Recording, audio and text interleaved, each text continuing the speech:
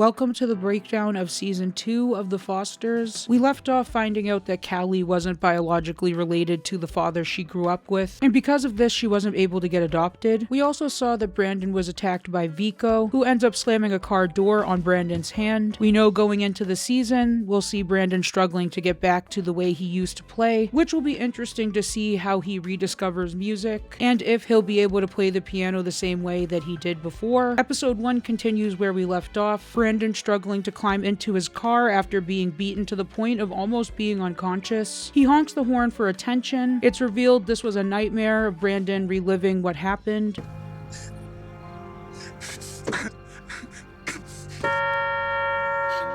Which I think is a good way to start off the season, showing us that Brandon is still traumatized by what happened, and also filling us in as to what happened after this. We know that Brandon was assaulted by Dani while he was drunk, and he feels guilty for what happened with that, although Dani is acting like nothing happened at all. She uses Mike's drinking as a way to scare Brandon into silence. He could drink again. He could hurt someone, or worse, he could hurt himself. Dad needs me. He needs you. You gotta get over what happened. Just let it go. Obviously not wanting to affect his sobriety, Brandon decides to keep quiet. After Jude gets his birth certificate, we see that Callie is happy for him. Where's your mama? Oh, let me see. Oh, your hands. Oh, Jude, this is so great. So great. Oh, I just love you so much. I love you too. God, it's amazing. But we also know that deep down she's disappointed that she didn't get adopted. Hey, listen, please do not worry. We got a home run, okay? Mm-hmm.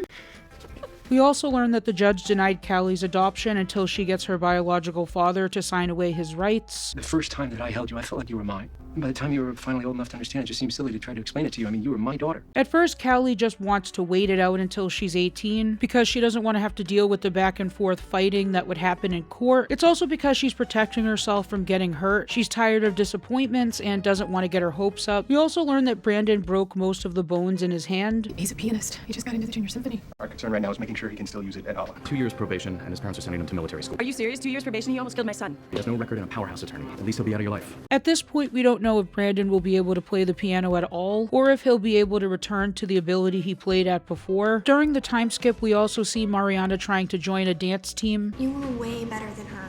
And she only made the team because she's Latin. They have to have diversity. They have like quotas or something. Obviously, we see that Mariana has colored her hair blonde as a way to fit in with the other girls on the team, who are predominantly white. We know that Mariana already has insecurities around being Latina and being adopted, and this is where we see her assimilate to try and socially feel less like an outcast. Stef is unhappy with the color change and wants her to change it back. Lena understandably knows what it's like to feel isolated being biracial. She also went through similar identity issues because of her hair. She explains to Stef that pushing Mariana to change her hair won't fix the problem. It won't make Mariana feel confident with herself. When I was a teenager, I would have given anything to have straight hair. It drove my mother crazy because she loved my curls. The more she dug in, the more I dug in. Ended up barely speaking to my mother for the better part of my junior year because it was that important to me. Gotta trust me on this. And for the record, I love your curly hair.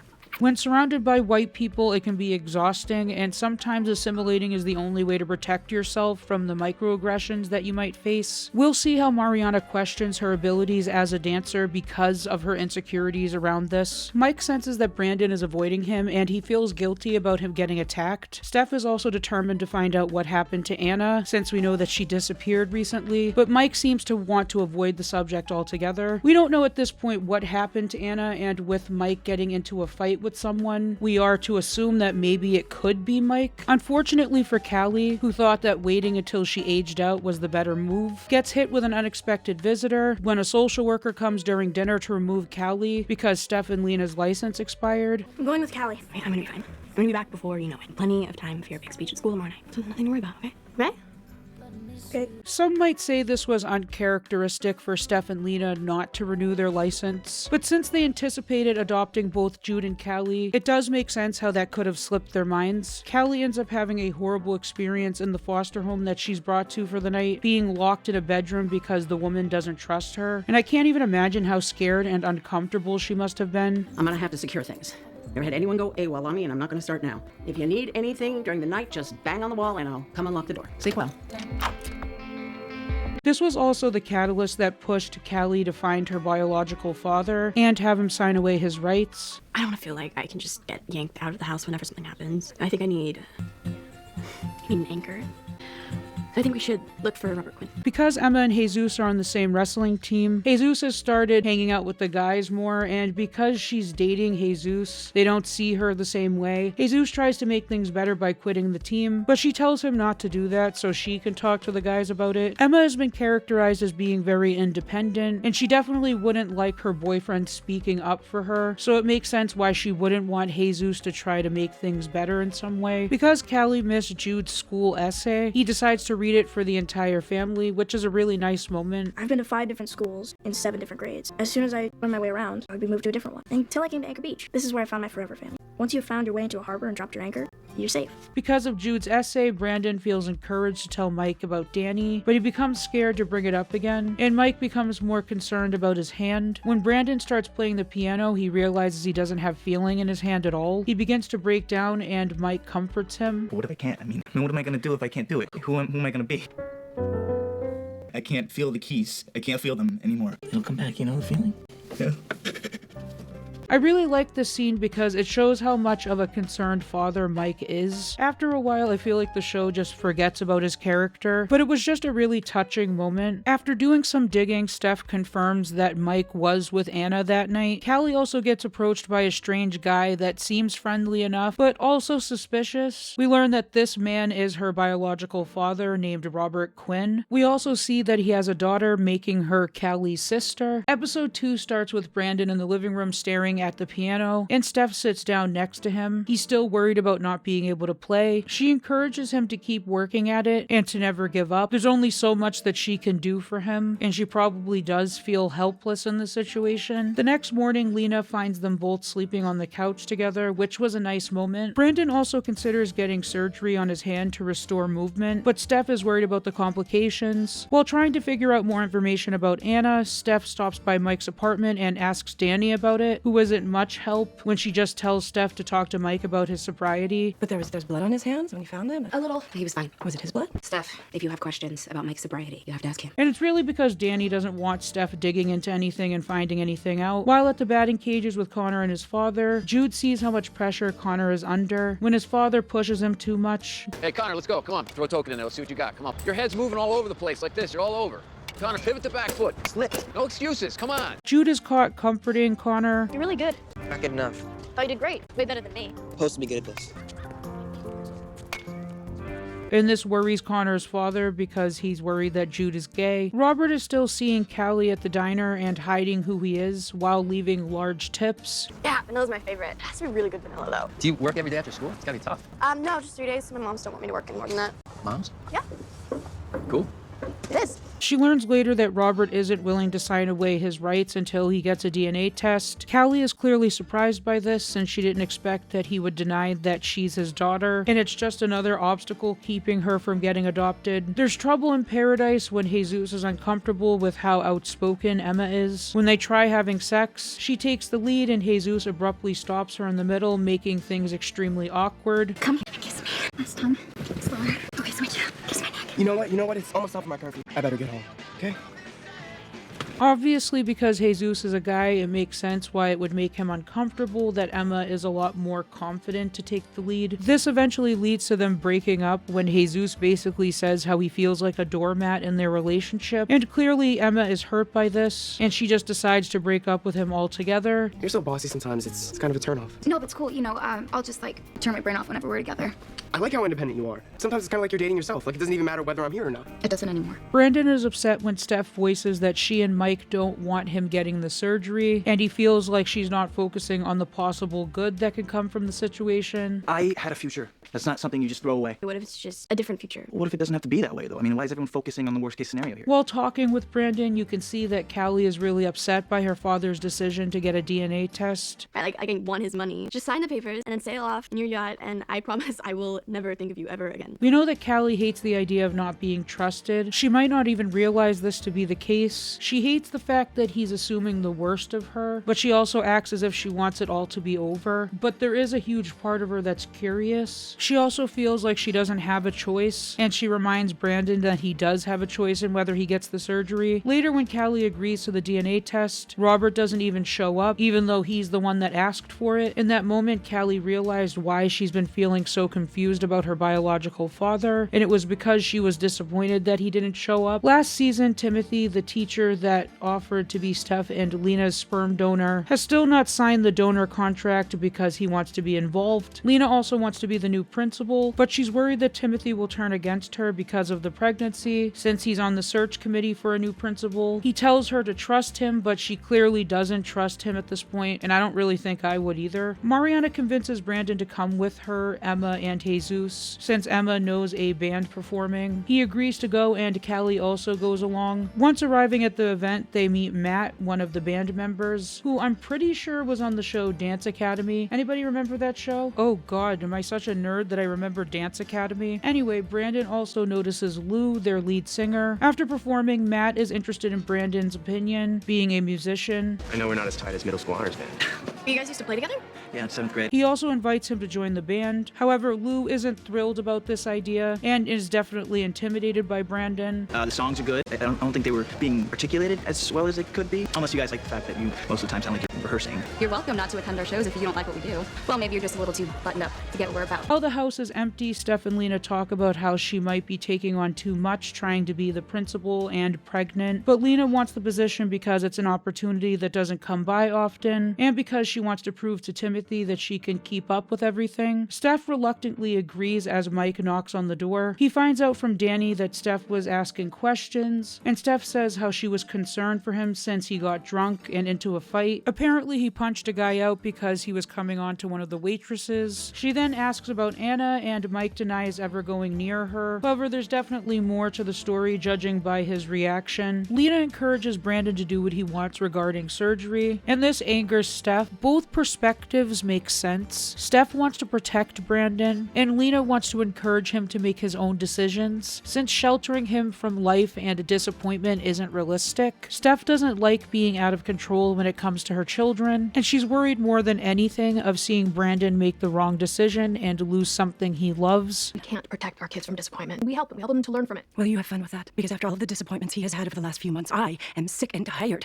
of teaching him that lesson. We also see how Lena doesn't think her opinions matter much when it comes to Brandon. You talked to Mike? Yes, this afternoon. And you just decided? Shouldn't it be Brandon's decision? That's a good point. Look, Mike and I talked through all of this. And you made your decision. Got it. You do not go undermining me with our son. Our son? Yes. Or your son? Connor also tells Jude that he can't go over to his house anymore and sleep over because his father thinks he's gay. My dad won't let me sleep over at your house because he thinks you're gay. You know, I know you're not. What if I was gay? Would you not want to sleep over at my house if I really was gay? We see how Connor's father immediately wants to shield Connor from anything he thinks is temptation. Brandon becomes more interested in the band and searches online where he takes some of their music and adds a layer of piano to it. Inspired by Matt's band and having a new project to invest in, Brandon decides not to get the surgery at the moment. Stef also finds out that a body was found at a halfway house Anna was staying at. After doing some research, Callie finds out who the man that was stopping by the diner was. When Robert shows up there again, she gets angry with him for not telling her who he was. I didn't want to put you through that test, okay? It's my family's lawyers. As soon as I saw you, I knew there was no need for a DNA test. You're my daughter. I had no idea you even existed. Look, I never should have left your mom. That's the worst thing I've ever done in my life. But I swear, I did not know she was pregnant. I love your mom a lot. She asks him about signing the papers, which he agrees to as soon as his lawyers say it's okay, and he also gives her an envelope. She learns later that there was a letter inside from her younger sister, Sophia, who wants to meet her. My name is Sophia. My dad says we look just alike, but I would really, really like to meet you, and I hope you want to meet me too. In episode 3, Stef and Lena decide to go away for a baby moon and leave Brandon and Callie in charge. No, what I want is to prevent this house from being, I don't know, vandalized. People get drunk and things get destroyed, Brandon. God, when did you become so anal? When did you become such an ass? I've never seen you two act like that before. Like what? Brother and sister. While practicing with the band, Brandon and Lou don't get along since she likes being in creative control, but Brandon has a lot of music experience that he can add to their sound, and he's very open about telling her his opinions. Piano means softly, plain. Favorite kind of rock and roll, soft and plain. Maybe he has a point, Lou. Yeah, and maybe I know how to sing my songs. My band. She eventually gets him to agree to let them perform at their house, and Stef and Lena won't be there. Mariana is also feeling insecure since she still feels like an outsider with the other girls on the team. She even decides to invite them them to their party. She learns about their code of excellence, meaning at a party or social event, the girls can't have more than one drink, dress like sluts, hook up with random guys, or dance using any of their moves from the team. Even though Mariana is told about this code, she's the only one that doesn't break any of them. Callie, with the help of Wyatt, tries to make sure that the house stays in one piece. That obviously doesn't go very well. Wait. No. While on their baby moon, Steph keeps finding things to complain about, including financial concerns. All right, we should call the kids. I just called them from the car. The whole point of us being here is so we can unplug. Any idea how expensive that is? I guess this wouldn't be the best time to tell you about the couples massage I ordered. That's fine. I'll be back before you know. You sit there and relax. Even during a couple massage, she still seems to be distracted, making conversation with the masseuse, who ends up assuming that Stef and Lena are there as friends rather than a couple. So is this a girl's getaway from your husband's then? Actually, we're a couple. Oh, nice. While trying to make the best of their vacation, Lena tries to get Steph in the mood, but Steph isn't really feeling it. You seem more interested in her life story than anything I've had to say lately. I was just making conversation. During a couples massage. Since she heard we were a couple of lesbians, that shut her up, didn't it? Very good. I'm gonna take a bath.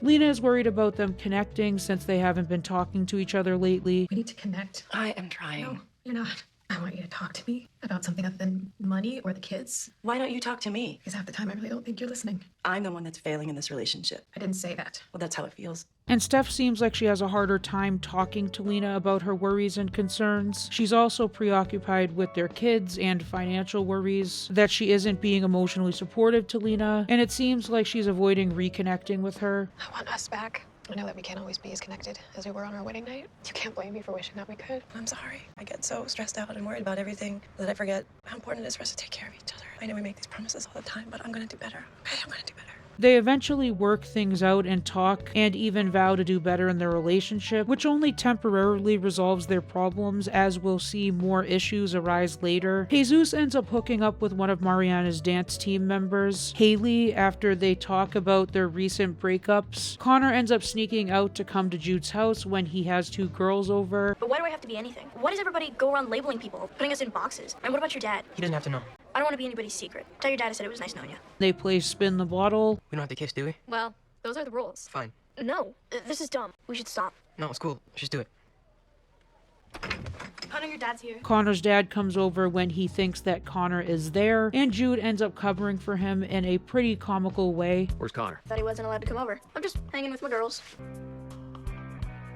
Mariana is basically the nanny of the night as she watches over all her team members who got drunk. Lou shows up at the party late and Brandon gets angry. This starts a fight where she storms off. Callie talks to her later when she finds her in Brandon's room. She learns about his injury and how hard it's been for him struggling without playing like he used to. Since Lou left, Brandon now has to improvise and he decides to sing Outlaws. And Lou eventually joins in. And in my personal opinion, I think the song is better without backup. I think we might be outlaws. I think I might be in love. 'Cause I'm all out of reach. The point is to show that Lou sees him in a different light. Instead of thinking that he was some jerk that just came to control the band, things get worse when Jesus accidentally butt dials Lena's phone, and it's funny to see them all lying to Stef and Lena, who are suspicious of them. Where's Jude? Jude is in the bathroom. He'll be right back. Sorry, I was playing video games in the bathroom on Callie's phone. I thought we were talking on Callie's phone. That's my phone, Jude. Geez, ask next time. To make matters worse, some idiots end up swinging through the window, smashing the glass. Wyatt knows someone who can replace it in time. Lena and Steph arrive home, and just as soon as everyone thinks that they're in the clear... What about you guys? How was your night? Uneventful. Obviously, remote.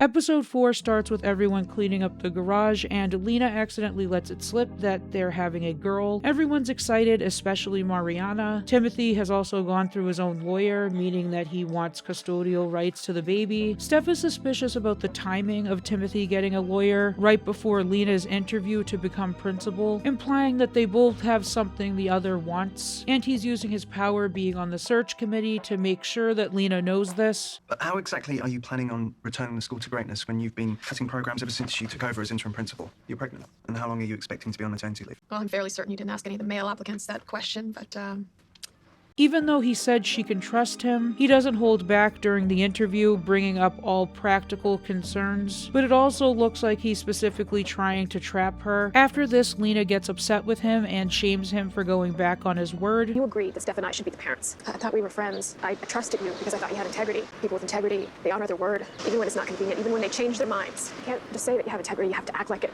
Callie's conflicted after getting that letter from Sophia, and she's also worried about how Jude will react to everything. It's weird when you say your dad. Donald is our dad. Like, I'm your half-brother? Jude, you are my brother. If you don't want me to meet Sophia, I won't. If you want to, I think you should. And you're okay with that? She doesn't want to make him feel like she's found this new family and a new sibling, or that she's going to replace him. After Connor has already decided to distance himself a bit from Jude, Connor tries talking to Jude and how trapped he feels because of his father, but Jude just seems fed up at this point, and he doesn't respond to him at all. I shouldn't have said I stood up to my dad when I just snuck out. Didn't want to hurt your feelings. It wouldn't even matter if I did stand up to my dad. It's not like I have to say anything. He later is asked a question in class and refuses to answer. Jude, what's the study of how living things are classified? Say the first thing that comes to mind. Okay, who else can answer? Taxonomy. That's correct. What makes up the... Callie brings Stef with her to meet the Quinns, and she learns quickly that she and Sophia have lived completely different lives, where Sophia has been sheltered, every decision has been made for her, and she's never gotten into trouble, growing up spoiled and getting whatever she wants. Wait, you're taking SAT prep? Aren't you a freshman? My family think all that stuff is super important. You always were. Competing, I mean. Yeah. Can we hang out again? Like soon? I really love you. Have fun. You too. Cool jacket. We also see that her mother is protective and overbearing when it comes to Sophia, who wants to prove to Callie that she's cool. Seeing how easily he's able to be swayed by Callie's presence, it's clear that Robert's wife is aware that she was his second choice, which is why she's so uncomfortable with the whole situation. I love Colleen very much, and if I had any idea that she was pregnant, I never would have left.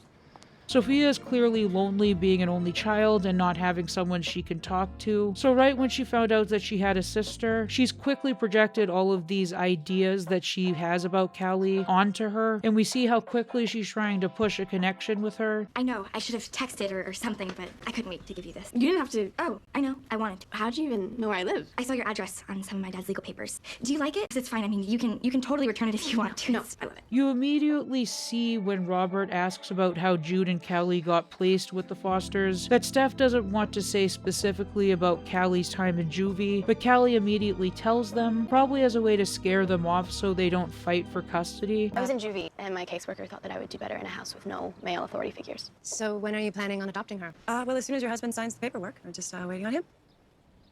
Robert explains to Stef that Colleen, Callie and Jude's mother, was pushed out by his family, who assumed she was a gold digger, and Robert was a coward that ended up dissolving their marriage. My family just assumes that anyone who isn't from some money is a gold digger. I'm ashamed to admit that I couldn't stand up to the pressure from my dad, and I let him have the marriage dissolved. It is without a doubt the single greatest regret of my life. After hooking up with Hayley, Jesus hasn't called her back, and Mariana is worried about how this will affect her on the team. Okay, but so what? I mean, everyone uses whatever advantages they've got, right? And you're so much better now. You can almost make the team anyway. She basically makes Jesus call her back so she doesn't end up being on the receiving end of anything if things don't work out. Did I just see April crying outside? She's off the team. It's kind of your fault. I'm kidding. I mean, mostly. She got completely faded at your party. She's the only one whose pics are online looking completely trashed. Caitlin was... Mariana. Don't poke the beast. Mariana also realizes her own unconscious bias when she ends up voting for a friend of the team captain over a black girl that tried out. And the reason why Mariana is worried about this is because she doesn't want to believe that they only picked her because of her race. Do you really think she's the best dancer for the team? Do you think she's really gonna blend in? Why wouldn't she, because she's black? Oh my god, no, not that. No, I thought because Jenna was Caitlin's friend. We don't vote for our friends, we vote for the best dancer. Then I vote for Tia too. It's anonymous then. Unanimous. What? Nothing. Hayley, who's manipulative, uses Mariana to get to Jesus, and because of this, Mariana ends up bringing her to the house where Jesus is. Because Lena didn't end up getting the position, I really wanted this. I didn't know you did. I have to wonder if me being pregnant has something to do with it. You signed the donor agreement. The one consolation in losing this job is that we get to have this beautiful baby. Just so much better. Yes. Mariana will actually now have to work just as hard not to get cut from the team. And Callie's also worried about saying I love you to Wyatt, since not too long ago she was in love with Brandon, and it feels like she's betraying those feelings for him. However, she eventually decides to tell Wyatt how she feels. Stef feels weird about Robert setting up a college fund for Callie, probably because she doesn't like Robert being able to give her something like that, and how he might be trying to be more involved in Callie's life. I'd like to set up a college fund for Callie. I feel like I owe her something. I mean, after all, she is my daughter. She also relates Callie's situation to theirs with Timothy, and even comes around to the idea of having Timothy be involved with the baby. The episode ends with everyone finding out that Jude hasn't spoken to anyone in a few days. She said that you refused to speak in class today. Did something happen? Is everything okay? Jude, what's going on? Did you talk to me? Episode 5 reveals that Jude has been seeing a therapist, and they think it might be selective mutism, which is a type of anxiety disorder, and clearly a coping mechanism. I really just kind of feel bad for Connor. It must be hard to grow up with all that judgment around. I am so happy that you are our son, and there is nothing that you can't tell us, even if it's something you think we don't want to hear, okay? Callie blamed herself because she went to see Robert. Since Callie is really overprotective of Jude, she feels guilty that there's nothing she can do for him as he deals with everything. Connor is also having a hard time since he also started distancing himself from Jude, and he thinks that he's also to blame. I didn't stand up to him, and I think that really hurt Jude's feelings. I'm sorry. I wish he'd talk to me again. You're not your father. Jude knows that. He's gonna speak to you again. I think we all just need to give him some space. So it's not my fault? No, sweetie. It's not. Callie also tries going to the next level with Wyatt, but has a panic attack and doesn't know why. You okay? I can't. You don't have to. Come here. No, stop it. Stop it. What's wrong? With a Jane Doe in the morgue, Steph is convinced that it might be Anna and orders her dental records. She's hesitant to turn over the records because if it is Anna, then Mike would be a suspect of murder. Dani is even concerned about Mike leaving early for work and coming home late, and she goes to Steph and manipulates her. He's not a cheater, Dani. I don't know what to tell you. But if he is using or drinking again, it's something we're all going to have to deal with. So if you won't check up on him for me, do it for Brandon. Steph ends up telling Lena about everything with Mike, who isn't convinced that he could ever do something like that. Steph is convinced that Mike could do something like that if he thought he was protecting his family. She clearly doesn't want to have to turn him in, but Lena says if it comes down to it that she's gonna have to report him. Brandon is still struggling to deal with what happened with Dani, who justifies what happened because she was broken up with Mike at the time, as if she's somehow now absolved of being a predator. Even trying to have dinner with her and his father is too hard because of how guilty he feels. I hate myself. I can barely look him in the eye. Your dad and I were broken up. I was drunk. You used me. You wanted to hurt your dad for all of the times that he hurt you. If your dad finds out, I'm not the only one he'll never forgive. I might have to figure out a way to live with myself, but I sure as hell don't have to have dinner with you. He's encouraged to go into the woods with his friends and eat pot brownies to relieve the stress, and he ends up calling Lena over Steph. It's like your car's on a train. Well, not on a train, cars of a train. They're all in the right order, and they're all just going down the track. You gotta get them into the right station, Sure. Showing how she's clearly easier to talk to, and he was probably afraid of feeling the shame of what happened if he went to Steph. He also tells Lena about what happened with Dani and asks her not to tell anyone. Mom will kill her, and Dad might start drinking again. Who knows? Please, don't tell anyone. You can't ask me to do that. Please, never look at me the same way again. Brandon was taken advantage of by Dani, not only because of his age, but also because he'd been drinking. On top of that, she's also manipulating him into just dropping the issue, knowing how much it's tearing him apart, knowing how much he cares for his father, knowing how much he doesn't want to upset his mother. She uses all of this and twists it to make it like Brandon is equally at fault. He doesn't want to upset anyone, and he hasn't really dealt with what happened to him because of the guilt he feels about it happening. It makes sense that he feels shame and just doesn't want to talk about it, but at the same time he also just can't keep it in anymore. It's clear just as much as she needs to protect Jude, Callie also needs him for emotional support. He's the only one that she has that's been through everything that she's been through. While at work, Callie thinks that she sees Liam, which brings up more anxiety for her, and I don't even think she really put 2 and 2 together until Jude went mute. She ends up trying to talk to him, but he doesn't talk to her. But when she brings up Liam, he supports her with his silence. It's honestly a really sad but heartwarming moment.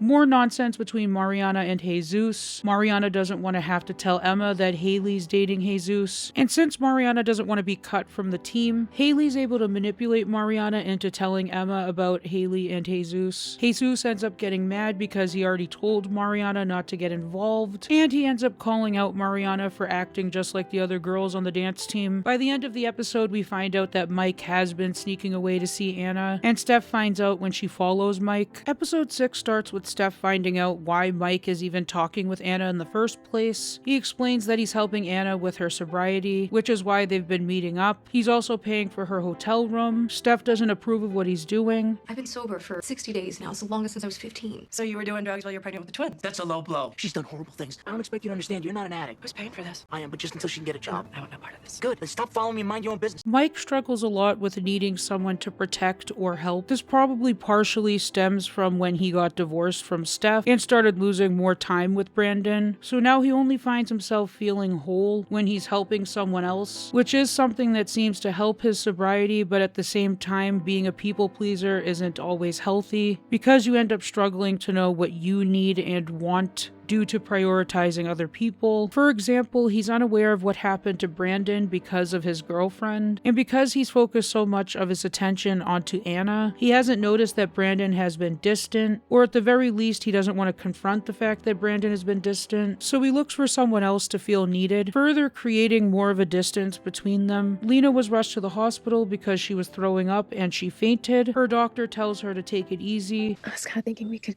name her after your dad. Frank? Well, that's a good way to scar her for the rest of her life. Francesca. Call her Frankie. I think I love it. Jesus and Mariana can't help but fight even when their mother is having a high-risk pregnancy, and they even fight over who can sell their mother's bed. Mariana ends up embarrassing herself in front of Matt. And by the way, I'm still a virgin because I want to be, not because I have to be. Matt, you know Jesus and my sister, the Virgin Mariana. We also see some comedic interactions as a few customers come to check out the bed. They're lesbians. Is that a problem? It's not a problem. Great. It's not worth it, but I'll give you $500. We're asking for $2,500 and it sells for twice that new. But it's not new. It's used and it squeaks. Doesn't squeak. Now that Lena knows what happened with Dani, she's having a hard time keeping it a secret from Stef, especially when Mike and Dani seem to want to take the next step in their relationship by having a baby. I'm just gonna go up and say hi to Lena. Oh, is that a good idea? I mean, she barely knows Dani. Brandon. No, he's right. You should just go, Mike. You sure? Yeah, I have to make the salad anyway. Even though Lena doesn't say anything, she tells Brandon about Mike's plans. Mike was also afraid that he did something to Anna, but was relieved when he found her alive. I was disgusted with myself. At least Brandon did something to try to make her go away. To protect our family. What was I? Nothing. I vowed to myself and to God that I would do anything I could to help her. Because in my heart, I did want to kill her that night. And that's a sin I need to make amends for, Steph. He was so afraid of what he might have done in his drunken state that he felt obligated to help Anna, and it seemed to make him want to work on his sobriety even more. Lena tells Steph about Brandon and the weed brownie, and surprisingly, she isn't as upset as expected, probably because she knows how hard he's had it with his hand, but Lena didn't tell her about Dani, so we know that's going to come out later. Also, I love this line. You can tell a lot from how the writers feel about things sometimes through the dialogue. I probably should have warned you that we're not exactly pot people. Of course, nobody should be. Lena ends up being hospitalized and diagnosed with preeclampsia, and her doctor tells her that she should have a C-section, but the problem is that she's only 20 weeks along, meaning the baby wouldn't survive. At first, you see how convinced she is that she'll be fine by going forward with the pregnancy for 6 more weeks and then deliver. She was in our bed with us. She was healthy. I can feel her inside me. I have faith. I don't have faith.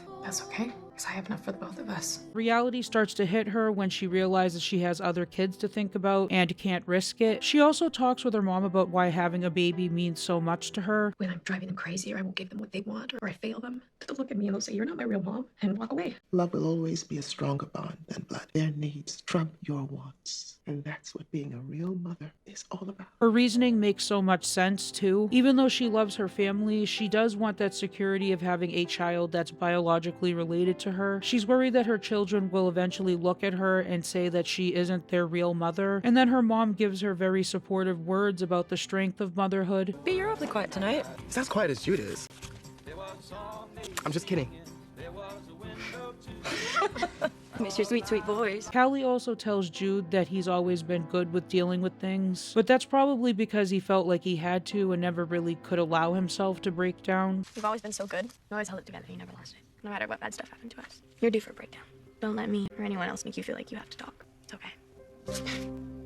All of the stress just finally caught up to him, and with the idea of losing Callie, losing Connor, struggling with his own sexual identity, and everything else that he hasn't really dealt with, it makes sense why this was his coping mechanism. And I know you're angry that we couldn't get adopted together.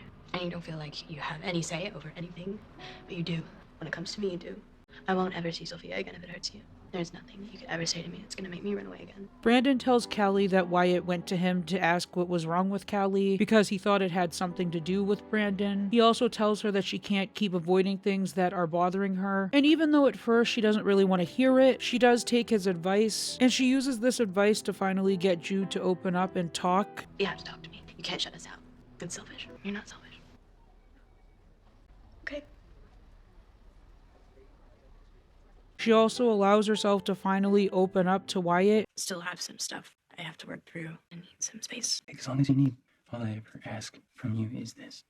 Is to talk to me. When Lena wakes up, she finds a little girl that came into her room, and she gives her her pink unicorn. And when Lena asks what the unicorn's name is, the little girl says, Frankie. Although a little contrived, I see what the writers were trying to do with this scene, showing that Frankie's spirit lives on. As a way to commemorate the baby, they plant a tree in her honor, and it really makes it sad when you think about the dream that Lena had in the beginning of the episode, seeing her baby, imagining what it would be like to raise a baby with Stef. We planted it for you, friend. This tree, which blooms brilliantly, but briefly each year, will remind us that life is precious, and we need to live each day out loud.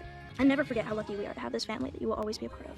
Will you live in our hearts forever? Episode 7 starts with Stef checking in on Callie, since she and Jude are going out with Robert on his boat, and she's curious about the college fund. Callie says that she doesn't want anything from Robert, including his money, but I mean, come on, it's college. It's not cheap. I wouldn't be so quick to say no to that, but that's just me. You can see how nervous Sophia is to make a good impression, especially with Jude there. So excited to finally meet you, Jude, and for you to finally meet our dad. I mean, Jude and I already have a dad. Name's Donald. Right, yeah, I know. You guys really do look alike, even more in person. I guess, a little. You also see some of Jude's insecurity a little too. I wish you never found out about them. Oh, thank you for telling me.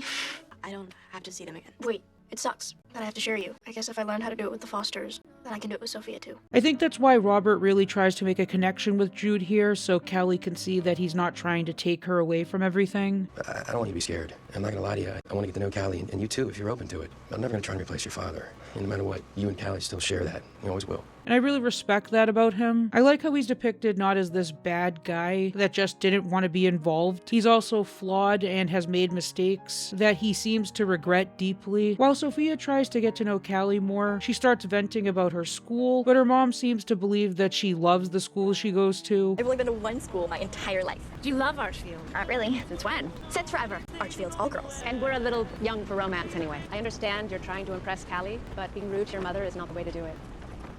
Showing how little her mother really knows about her. We also see that Sophia puts down her privileged lifestyle because she knows that Callie grew up struggling. In a way, Sophia is trying to make it as if her life has been more difficult because she wants to also relate to Callie in a way. It's also clear that these things were pushed onto Sophia, and now she doesn't really know who she is as a person because every decision has always been made for her. Her mother also hovers a lot, not even allowing her to have a conversation on her own with Callie without making comments. Any aspect of Sophia's life that she might find unpleasant is invalidated because she believes that her daughter's life is so put together, since she's the one that made it that way. But we see that Sophia is constantly trying to break the chain that her mother has on her through slight comments or the topics she brings up. We also see how much it means to Sophia when she finds out that she and Callie are both interested in photography. Sophia's mother also sees Callie as a threat to the family that she's built, and she's worried that now that Robert has met her, the seemingly perfect family will fall apart, unaware that there are also issues with her daughter that she has chosen to ignore to preserve this perfect family image she has. Sophia brings up what would have been if her father had stayed with Callie's mother. Callie then makes an important point about how Jude and Sophia probably wouldn't exist if that were the case. And then Sophia says, Might not be such a bad thing.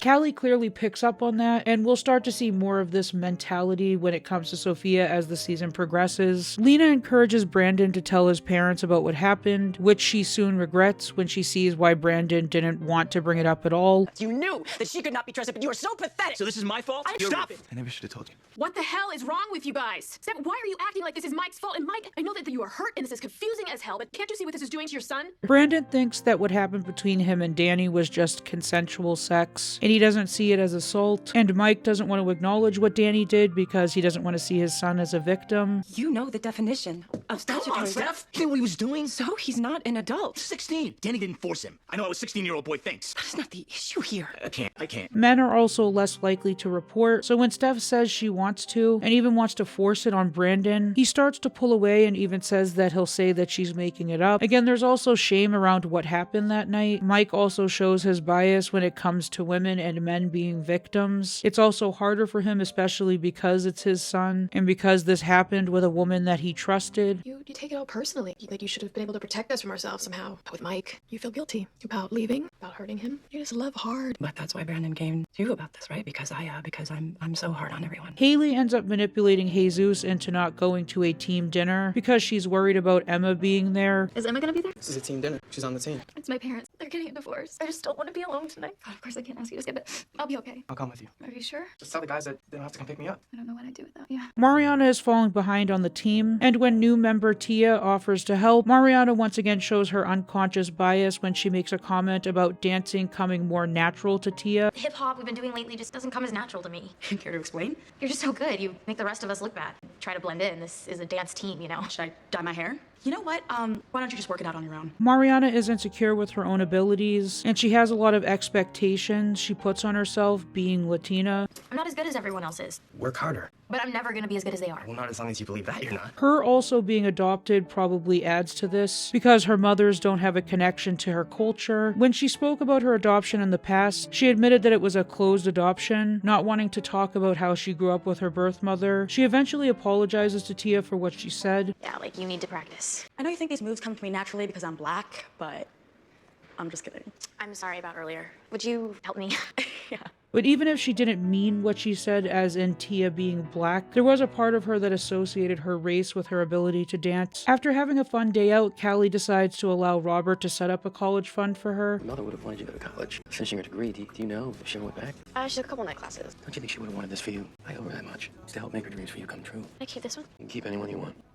Sophia also manipulates her father into wanting to fight for custody over Callie. Mike realized his own bias and acknowledged Brandon as a victim. The problems in our marriage were not all your fault. I made some bad decisions, like drinking for one. God, I didn't pass that on to him. What if this was Mariana? Would you blame her? I mean, what would you do? I'd lock him up. So why is Brandon any different? Finally talking to him instead of downplaying what happened. I wish I could take it back, or at least tell you why I did it.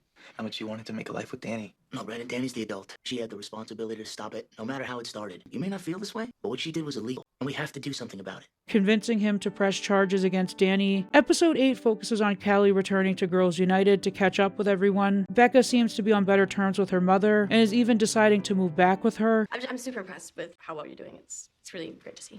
I'm not cutting anymore either. That's good. Cole learns that there's a bed at an LGBT home for him, however he seems hesitant about leaving. We're also introduced to another girl living there named Dani, who has a similar story to the other girls, mother being an addict, her getting into trouble for selling drugs. Now that Callie has a family and is even developing a new relationship with her biological father, hearing about Callie's life is difficult, especially for Kiara, who doesn't have any family and her foster family ended up falling through. She gets mad at Callie and takes it out on her. I can't find one family that wants me. You got two. The Quins? What about my brother? He got adopted without you. Because I made him. Okay, I get that you are disappointed, but why are you being such a jerk? Why are you even here? I know you didn't come back for the bad food or the lumpy beds. And it's important to also recognize how much more difficult it is in the system if you're black. Look at Callie, who has a family wanting to adopt her, and her biological family that also wants to be involved. Kiara's about to age out of the system and doesn't have any stability. She's been left behind like a lot of kids in the system, especially black and brown children. I do wish that the show touched on this a little bit more. Don't get me wrong, the show is diverse in a lot of ways. It's just something that I did notice that I wish it did touch on the inequities. Callie finds out that Cole is taking hormones again, and she also learns that he's dating Dani and willing to even run away with her. Dani's not gay. Neither am I. You're right. I'm sorry, I get it. That's why I have to get out of this place, because no one here treats me like a man. If Dani loves you, she will want you to go to this home. She'll wait for you. to become the man you're supposed to be. The drugs end up not being hormones, and when they go missing, Dani accuses Callie of taking them. She was only using Cole to get to her boyfriend. You're never gonna be a boy. You're never gonna be nothing but a freak. What'd you think? That we were gonna run away together and live happily ever after? I was just trying to get to Bakersfield where my real boyfriend is, okay? I'm leaving. Y'all never gonna see me again. He was also dating Dani and putting up with her because he's afraid of not being able to find someone that will accept him being trans. Will anyone ever love a freak? And you're not a freak. And you just know who you are. And you have the courage to go through with what you have to. You know, make yourself the person you want to be. That's more than a lot of us can say. You're not the person you want to be. I'm working on it.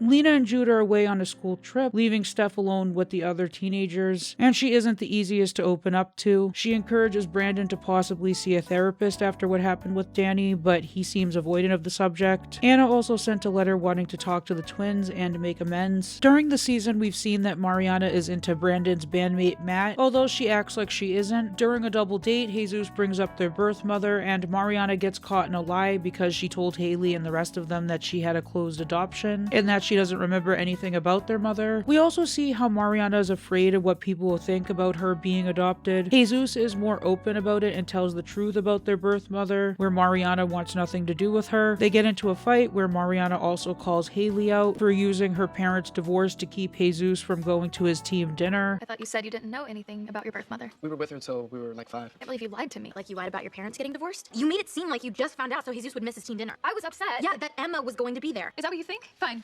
Haley, wait, don't. What are you? Mariana and Matt are left behind where they're able to talk. Brandon and Lou hang out and talk about love songs. Of course, Lou is the type to hate love songs. Brandon has a more positive look on them, saying that everyone is looking for someone to connect with. Even though she seems to dislike them, she doesn't seem to completely hate the idea of love songs when she starts singing along to one. Just as they're about to kiss, Brandon pulls away, and then she leaves immediately after this. Girls United has a specific reputation on the street they live on. One of their neighbors has been trying to close them down because he thinks the girls are dangerous. If your girls keep trespassing, I am going to call the cops. My garage has been broken into twice. I know, Steve. Yo, I am going to get you out of this house. It's not that easy to get a landlord to rent to a group home. We don't have the money to buy our own. We gotta convince the neighbors that having us here is actually a good thing. Hence, Community Day. Rita decides to host an open house, and during the event, someone decides to throw firecrackers, scaring the neighbors. Callie ends up as the spokesperson for the program, and the other girls have a problem with that because it feels like Callie's experience is supposed to be the standard for how they all end up. I get why you want all the neighbors to meet the pretty white girl who made good after being in here for like 15 minutes, but do we have to pretend that she's like Jehovah come back to save us? She never had any real stuff to deal with in the first place. Shut up, Dani. You don't know what you're talking about. Clearly, everyone's experience is different, and again, this taps into how Callie is the white poster child here, someone that doesn't really attend Girls United regularly. Community Day is just for a couple of hours in the afternoon. Instead, you decided to spend the whole weekend with us. Why was that, Callie? If you're ready to go, go. And if not, stay. Stef brings up to Jesus what happened with the awards dinner and the fact that he's being manipulated by Hayley, but of course he doesn't want to hear it, especially by his own mother. But we do see how Jesus is sacrificing things for Hayley because of this relationship. Becca's mom shows up saying that she met a man and that they'll be living with him. Her mother never prioritized her, and once again she's not doing that, choosing a man to bring around when she knows what happened with her daughter in the past. Becca ends up being so doubtful about her mother that she starts self-destructing and ends up starting a fire with some matches. Rita goes down to the basement to rescue Becca, and Callie risks her life to come down and help Rita, who is grateful for what she did. You should not have gone into that basement, Callie. Neither should you. Okay, well, maybe I don't have a right to talk, but you know what? That's how people get killed, trying to be heroes. Do not ever, ever do anything like that again. We also find out that Becca was the one that stole Dani's drugs. The other girls living at the house now have to go to juvie for the time being, and Callie gets to go home realizing that she can't return to her old behavior because she remembers being in their position. We have the same choice that you had to get it together. You know, you are a success story, Callie. You're not perfect, but who is? You really are doing great, honey. Do not quit now. Episode 9 starts with Mariana getting ready for a date with Matt. She's clearly overthinking what she's going to wear and not looking too vulnerable. Brandon is performing at a music festival with someone's little sister. I'm not sure if I've mentioned at this point, but that's the name of the band. Brandon stops by Mike's apartment to drop something off, which ends with an awkward interaction between the two. It's also revealed that Anna is staying with him at the apartment. Yeah, you didn't abandon your son. Not literally, but I did in all kinds of other ways. I mean, the relationship with Dani, I should have made him a priority instead of...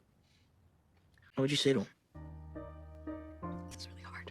We also see Callie talking in therapy about having panic attacks since she and Wyatt tried having sex. You think I can't trust my judgment? I think you can't. I think if you trusted yourself... I wouldn't have panicked with Wyatt. By trusting, we will act on our instincts to keep ourselves safe. You say you trust Wyatt, so trust your instincts. Her therapist brings up her having trust issues. Callie once believed that she could trust Liam, and that might be why she's having a hard time trusting Wyatt. Since the house will be empty with everyone out doing their own thing, Jesus tries to impress Hayley, and it ends up not going as planned when he takes her to the garage, the place that he calls their first date, which doesn't sit well with Hayley. Is this all you think I am? Some girl to get naked with in your garage? Hello? What if I was gay? Are you gay? No, but... I guess there's no hanging out with anyone behind closed doors. You ready? I'll just finish blowing out these candles for you. Bit of a fire hazard there, Jesus. On their date, Mariana also gets the wrong idea when Matt takes her to the Santa Cecilia festival, and she thinks he took her there because she's Latina. She takes her anger out on Matt and tells him she didn't grow up connected to her culture. Is it because I'm not Latin enough? Is it because I dyed my hair? Why? No, I brought you here because I love it. I wanted to share it with you. Oh, because I'm Mexican? This isn't me. I don't have any connection to any of this. I don't feel anything. Callie and Wyatt also go to the same music festival, and Callie talks to Wyatt about her panic attacks, and he tells her that she can trust him. However, things get worse later when Wyatt spots Liam and tries to keep Callie from running into him. Wyatt ends up confronting Liam. Man, haven't you put her through enough? Think about what she put me through. Dragging me to court in front of my parents and the whole freaking world. Trust me, she wanted it. You want me to call the cops? No. Callie gets upset with Wyatt for fighting Liam, and she also feels like she can't trust him when she asked him not to get violent with him, and he didn't listen, after he already had an altercation with him before. It's not the kind of protection I want, Wyatt. I needed you to be with me. You know, I told myself that I could trust you, but I guess I was wrong. You know how I feel about violence. I can't even believe we're having this fight again. I was just trying to take care of you, Callie. Maybe you don't know how to do that. Lou is curious if Brandon still has feelings for Callie. Okay, well, I should leave you guys to it. Have fun. Pretty obvious you two have a history. She's not adopted yet, right? Not legally, but we are a family. I mean, she's just as much my sister as Mariana is. Okay. He doesn't answer at first, being interrupted by Wyatt, but then explains later that he's in a bad place, but it isn't her fault. Jesus is so desperate to prove that he's into Hayley that he ends up getting a tattoo of her name. On the way to the bathroom, Mariana runs into Mike and Anna. I wrote Stef and Lena. I wrote your mom's. I told them I wanted to see you and Jesus. I can't. I can't do this. Let's just go somewhere and talk. So she can lie to me again? No, no. Matt then tells her that his father left when he was a child and how much it would have meant to him if his father came and apologized. Steph takes it upon herself to fix a leaky pipe in the bathroom. How hot is your mama? Hot tool belt, huh? They're hot tool belt. Using power tools. So yeah, fixing things. But makes things worse. She eventually tells Lena that she misses the baby after finding one of her baby clothes. I miss the baby. We didn't even know her and I miss her so much. I know, me too. Later, Mike is at the house telling Steph about Anna and what happened at the festival. He ends up talking to Brandon, telling him that he wants him to forgive himself, and he also asks Brandon for forgiveness for even introducing him to Dani in the first place. There's also a sweet moment between Callie and Steph, where Steph talks to her about Liam while holding her in her arms, and she tells Callie that she doesn't have to be strong all the time. We're a lot alike. I think we gotta be strong. Sometimes you just gotta let yourself fall apart, and there's no shame in that. Not even a little. I should get back to that paper I was working on. You've been talking about that all day. What am I gonna do with him? I don't know. I don't know either. Steph, who prioritized the leaky faucet and couldn't accept that it was broken, who was trying to be strong and hold everything together, was only able to let herself break down when she talked to Lena about the baby, and that's when she realized that she didn't have to be strong all the time. It's okay that she couldn't be the one that fixed the faucet. She encourages Callie to also let herself be hurt by something. The episode ends with Mariana saying how she wants to meet with Anna. Episode 10 starts with Callie visiting Rita, wondering what will happen to Girls United. Things aren't going well for Rita, who's being threatened by the county to have her license revoked. On top of that, she's unable to put up the money for a new house, so she's basically screwed. While at work, Daphne suggests for Robert to hold a fundraiser, and Callie is hesitant to ask him for something like that. Robert also agreed to sign the abandonment papers, and Callie ends up asking him about the fundraiser, and he agrees. If you could just tell people we're friends or something. I can't tell people you're my sister. What about when they say how much we look alike? I mean, everybody always says something. We smile and thank them for the compliment. And we respect Callie's privacy. Mariana finds out about Jesus' tattoo, and she uses this to make him come with her to see Anna, even though he doesn't want to. You can also tell that behind this threat, Mariana is afraid to go by herself and needs Jesus there for emotional support. She's used to him protecting her, and even if she can't say it to him directly, it shows how much she relies on him. When they go to see her, Anna apologizes to them. What I'm most ashamed of is that I loved getting high more than I loved you. It wasn't because you weren't lovable. You were beautiful children. You just got a really raw deal with me as your mother. Mariana can't easily forgive her. You don't know anything about me. You want me to be honest? I feel nothing. I look at you, and you're nothing. You're just a very sad stranger. Jesus, on the other hand, is protective of Anna. Anna also tells him that he isn't responsible for protecting her. Don't cry. She didn't mean to hurt your feelings. What? Don't try to take care of me. I mean, Mariana, she would always get angry with me. You could never stay mad at me because I'd cry. You try to make me feel better. It was not your job then, and it's not your job now. Brandon finds out that Lou has a bad track record with guys. He ends up rewriting a song that describes her being destructive. But I'm a supernova, taking, breaking, and burning up the galaxy. She ends up clearing things up with him by explaining her past with her boyfriends. Since she's unsure of his feelings, she thinks that he doesn't want anything to happen between them. Did Matt tell you I have a history of screwing guys in the band? One of those guys turned out to be a cokehead, and the other one was a crazy, jealous freak. He just doesn't want anything to happen. Well, neither do you. So what's the issue? Connor comes to school with a bruise, and his father explains that he ran into a door jam. You think I hit my son in the face? Is that what you told him? No. I was trying to give him a spanking and he ran away from me into a door jam. He's also angry that Jude and Connor shared a tent during the camping trip because he's worried that Jude is gay. Your son is gay, which I have no problem with. Clearly you do. Tim. Do you know the definition of bullying? Making threats, spreading rumors, attacking someone physically or verbally, excluding someone from a group on purpose. I'm talking about you. Lena gets angry with Adam's homophobia and wants to report Connor's father. However, the new principal, Monte, says that they can't impose on how he wants to raise his kid, even if they disagree. Lena then quits without thinking. Mariana is upset because she hates that she comes from Anna. She hates the fact that she was born to a woman that chose drugs over her. She hates that she wants to have a connection with her and was also betrayed by her. She also hates that she's not biologically related to Lena, who also wishes that she carried her. And she feels guilty that she wasn't there to protect Mariana and Jesus when they were younger. I hate that I come from her. Why couldn't I come from you? I feel guilty that I wasn't there for you from the moment you were born. Giving birth to you, that wouldn't have made me love you any more than I do. You sure? Would it make you love me more? No. That's crazy. This finally allows Mariana to realize that she doesn't need to prove herself to anyone, and she colors her hair back to her natural hair color. Callie sleeps over at the Quinn's house the night before the fundraiser, and Sophia asks Callie a lot of questions. Why do you call our dad Robert? I guess because Donald's my dad. He killed your mom, and he went to jail. He was drinking, so yeah. Your dad can take care of you. I'm getting adopted by Lena and Stef. Will we still be friends? Of course, yeah. Always be sisters. Sophia insists that Robert can take care of her and Callie, but Callie wants to get adopted. Sophia is clearly worried about losing the connection she has to Callie, and she thinks that not living together will mean that she can't have a relationship with her. Stef doesn't agree with the fact that Lena quit her job, and even though Lena is defending Jude, they have 5 kids and they're living in California. Her not having a job is not a wise choice. Jude also tells Lena that he and Connor did do something wrong on the trip. Callie has a talk with Rita, who wonders why Callie doesn't want to have a relationship with Robert when he clearly cares about her. It's quite obvious, Callie, he loves you. You're his daughter, though he never had the chance to be a father to you, and it's pretty clear that he wants to be, if you let him. While giving a speech about Girls United, Callie calls Robert her father in front of everyone. I want to acknowledge Robert Quinn for being my father. We only really found out about each other recently. So thank you, Robert, and thank you, Jill, my sister Sophia, for being so kind to me. Sophia pulls her aside after and tells her that she ripped up the abandonment papers because they hadn't been mailed out yet. Callie asks Robert when he can sign the papers again, and he says that he can't after how hard it was to sign them the first time. Gotten attached to you. Yeah, we all have. I can't sign the papers. I can't abandon you. I love you. I don't love you, and I will never call you my father again. Will you promise me? I'm never gonna be happy. After hearing Callie call him her father, he definitely got his hopes up that she might want to live with him. Callie is clearly betrayed by this and lets her anger out on him and Sophia. I just want you to be with us. I'm your sister. No, you're not. You're a spoiled little brat. Who then locks herself in the bathroom. Brandon notices Callie rushing off and then goes to make sure she's okay, reassuring her that she'll always be part of the family. Callie is convinced that she was never meant to be adopted, and then she kisses him as the episode ends. I can't trust anything. I knew this was gonna happen, Brandon. I knew it. We'll still be your family. I'm never getting adopted. Or maybe this is the way it was always supposed to be. I gave up so much.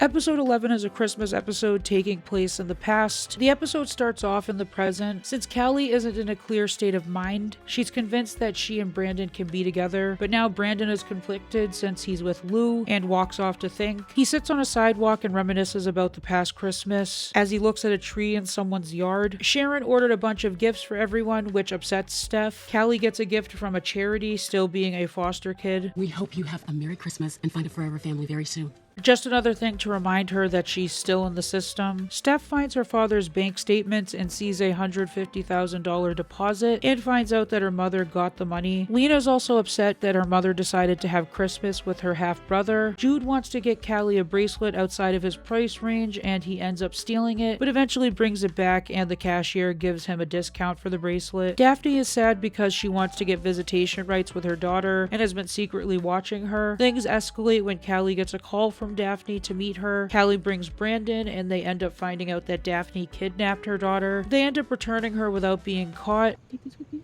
You go to the door and you knock. And take this with you, okay? Knock on the door.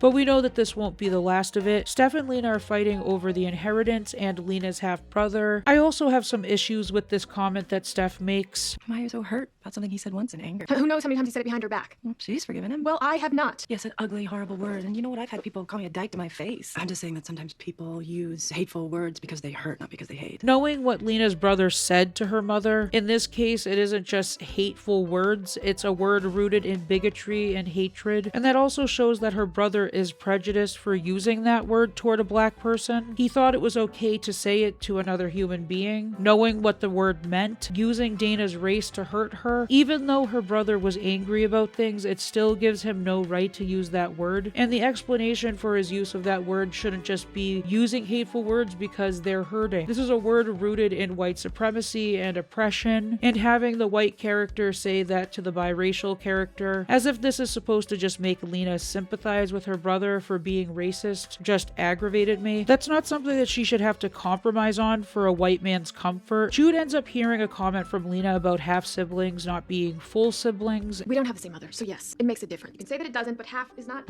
full. She later explains to Jude about her relationship with her brother and how her father had a relationship with another woman and had a child before he met her mother. She also admits to feeling jealous about her mother choosing to spend Christmas with him and not her. And we didn't live in the same house, so we didn't get to share all those bonding experiences that make siblings close. Well, maybe he was jealous. You got to live with your dad and he didn't. I think maybe you're right. After noticing the bracelet that Jude got for Callie, she reminds him that he doesn't have to make up for Callie not being adopted. Stef blows up at her mom when she thinks that she's just spending the inheritance money frivolously. Lena gives Stef diamond earrings as a gift, but Stef is worried about the finances and ruins the mood. I hope they're not real. I hope that they were not too expensive. Don't be such a cheapskate. Put them on. We said that we were not giving each other gifts this year. It's okay. It's not okay. I didn't get you anything. Lena only wanted to have a nice Christmas, but ends up breaking down in a comedic fashion. Burnt the lasagna. It's not fine, and I'm sorry that I bought you a gift, and I'm sorry that your dad didn't leave you his money, and I'm sorry that we didn't like the bet. We wish you a Merry Christmas. We wish you a Merry Christmas. We wish you a Merry Christmas and a Happy New Year. Stef has to eat her own words though when she finds out that her mother started college investment accounts for all of the kids. Jesus has a meaningful conversation with an old man during a decorating contest. When he finds out that the man is going to be alone for Christmas, Lena ends up calling her mom so she can wish her brother a Merry Christmas. Again, the show feels the need for the biracial person to appease the white person when she shouldn't really have to. Back to the present, Callie approaches Brandon, and before they can talk, an ambulance shows up at the house. In episode 12, Callie is convinced that she and Brandon can be together, and she doesn't regret kissing him. She even becomes jealous of his relationship with Lou. We find out that the ambulance that was called was actually for Robert, who had a panic attack after his interaction with Callie. As I've mentioned before, the show loves misleading the audience, so we all thought it would be Sophia.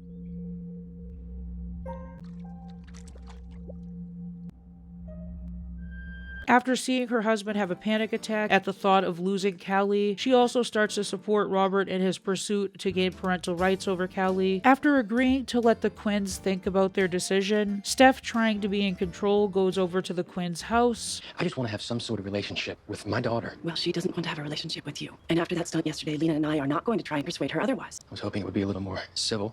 I'm going to petition the court for custody. Lena gets upset because she thinks that Stef made things worse by going over to their house, figuring that Stef must have said something to make Robert feel defensive. You're so impulsive. You can never just leave well enough alone. I'm not going to be blamed for being impulsive by a woman who just quit her job on a whim. I was trying to defend Jude. What do you think I was trying to do for Callie? And protect Jude from what? From getting into trouble for the shenanigans in the tent, which he actually did? Stef is also angry with Lena for quitting her job. I'm going to get another job. Before the mortgage is due? You're not sleeping on the couch. You're going to have 5 freaked out teenagers and nobody wants that, so get your ass in bed. Please. Please. Honestly, I'm with Steph on that one. I don't agree that she should have went over to Roberts, but it makes sense why she did. Even though Lena thought she was defending Jude, she also didn't consider that she needs a job to make money so she can provide for her kids. And that's when you really have to compromise with your beliefs, unfortunately. This scene also shows how real and petty adults can be when they're mad. Lena at first goes to sleep downstairs, but Steph rationalizes with her, saying that if she goes downstairs, that the kids will worry, and then Lena tries to assert her control in the argument. What is that? A wall? Sure. Don't touch me tonight. You don't have to worry about that. I could totally see this interaction playing out between a couple, by the way. Both of them have to think about what the other said because they both acted irrationally and might have worsened their situations. Lena eventually goes back to ask for her job, and after she comes back, she has to meet with Connor's dad. Things end up fine because apparently Jude and Connor brought girls into their tent. We ended up making out with them And?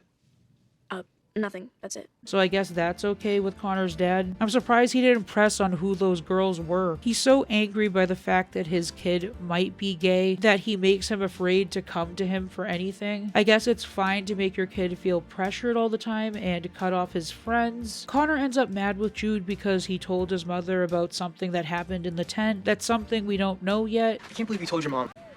I can't be friends with a little bitch that tells his mom every time something happens. Hayley is becoming very attached and possessive over Jesus, and even thinks that his parents are coming to the dance competition for her. Your whole family's coming to see me? Yeah, well, I mean, I am. Mariana's on the dance team, remember?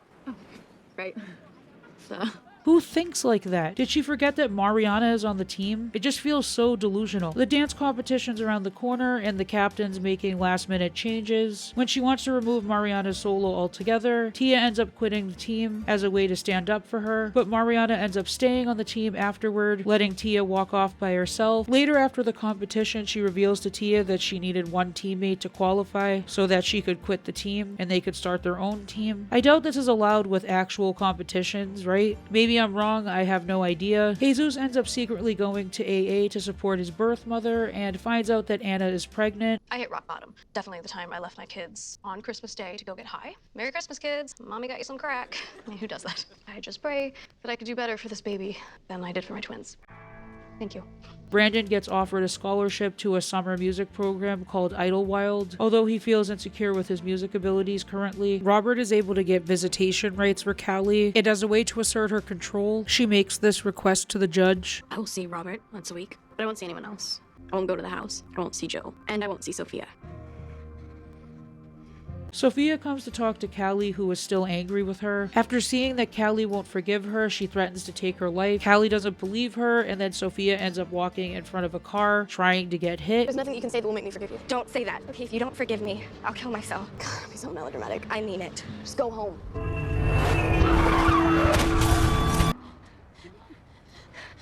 Callie then realizes how depressed Sophia is. When Robert shows up, Sophia tries to make it like it was an accident, but Callie tells them the truth, worrying for Sophia's safety. She told me that if I didn't forgive her, she'd kill herself. You know it wasn't an accident. Sometimes I just want to die. I don't really think I can do this anymore. Robert is distraught by not seeing how much his daughter was struggling emotionally, and Callie, although still angry with his decision to fight for custody, still offers her hand of support. I can feel my every breath unfold right down the minute. I'm down to seconds. This is one of the moments that really stuck with me from the show. How Callie still sympathizes with this man even when she's so angry with him. She can't help her nature to be supportive of a person. No wonder Robert is trying so hard to get to know her, honestly. He sees how much she's gone through and how strong and kind of a person she is. Later, Callie and Brandon get into it when she asks him about Lou, and he realizes that Callie uses him as an emotional crutch when things don't work out for her, messing around with his feelings in the process, so he decides to move on. We see this as Callie self-destructs. She goes to Brandon because she believes he'll always be there to comfort her. You don't know what you want. You're just reacting all the time. And you only come to me when things are hard for you or when everything is going wrong. I don't trust you. We're done. She also doesn't know how to process things healthily when she has problems, like trying to solve the problem on her own or making things worse because she already assumes the worst will happen for her. Even when we see progress, she'll think things are going her way and then something happens and she loses all hope and self-destructs. This won't be the last time we see her rely on Brandon after something bad happens either. Episode 13 starts with Callie learning that her transcripts from her other schools won't transfer over, so she'll have to go to summer school and do an independent study. Later, Kiara calls her because her foster parents are being threatened. Where are the kids? Where are they? The bedroom. With the police. You see my badge right there? Can you open up the door? Callie goes to Stef, who ends up taking Kiara in for the time being. Hayley's upset at Jesus for missing the competition, even though he's got bigger things going on. He ends up telling her the truth, which was a mistake, knowing she's on the same team with Mariana, who also joins STEM and learns Emma's there. She apologizes for Jesus, but Emma thinks it's because he couldn't handle that she was smarter than him. Mariana also ends up lying to Matt about her test score and takes 10 points off her 98 to make him think that she's not as smart. Women really shouldn't have to deal with a man's ego just because they're more intelligent, and it really seems to be a hang-up for some men. It's not the woman's responsibility to make the man feel better for his intelligence. It's not even like Matt acted like he was insecure in any way, but I think Mariana, already being insecure about herself, just let Emma get in her head, and she assumed that Matt might be upset by this. Lena finds out that Mariana doesn't want her score announced and encourages her to be proud of her intelligence, and she ultimately tells Matt, who didn't even feel threatened in the first place. Brandon wants to go on tour with the band. Stef and Lena aren't the type of parents that are okay with him going off for a few weeks on his own. Lena and Mike are against the idea, but unexpectedly Stef is fine with it. Although he was supposed to go to what they call Alateen, a support group for teens with friends and family who struggle with substance abuse, Brandon and Jesus decide to ditch, where he ends up venting about Hayley and showing him the tattoo. Kiara is being forced to go back to her previous foster home, and she's worried about what her foster parents will do to her. Look, you don't see me running? Don't you get it? My foster parents know I narked on them. Think they're gonna welcome me back with open arms? Callie ends up bringing her to the drop-in center for foster kids, and then when she finds out that the process for legal assistance will take weeks, Kiara just feels hopeless about the situation. Callie ends up getting angry and yells at the worker there, even though he doesn't control how things work, but I understand her frustration. Kiara is in a house with drug dealers. Okay, you think a little bit of therapy is gonna help that? No, the main reason that we need therapy is because we keep getting put in these screwed up situations in the first place. The system is broken. I could talk about this forever, but we see a lot of the time that kids that are removed is usually because their parents can't afford to support them. Obviously, abuse is also a factor, but poverty is a big reason why kids are taken from their parents and are often put in worse situations emotionally and psychologically. We also know that those targeted are Black and brown families, who are often more affected systemically by racism and poverty. I do wish that the Fosters touched on this aspect of the system being broken, because we don't really confront the societal issues that are keeping the system the way it is, like racism and poverty. Stef and Mike decide to go to the couple's landlord and use their power to threaten him with patrolling the area, since the couple's selling drugs and the landlord ends up evicting them. We see here that of course we're supposed to side with Stef and Mike, who abuse their power as police officers to pressure the landlord to do what they want. Would you be cool if I told you that your tenants were under suspicion for selling drugs? Now we'll be driving by 2 or 3 times a night, spotlights in their windows and the windows of everyone else in the building. How will your other tenants feel about that?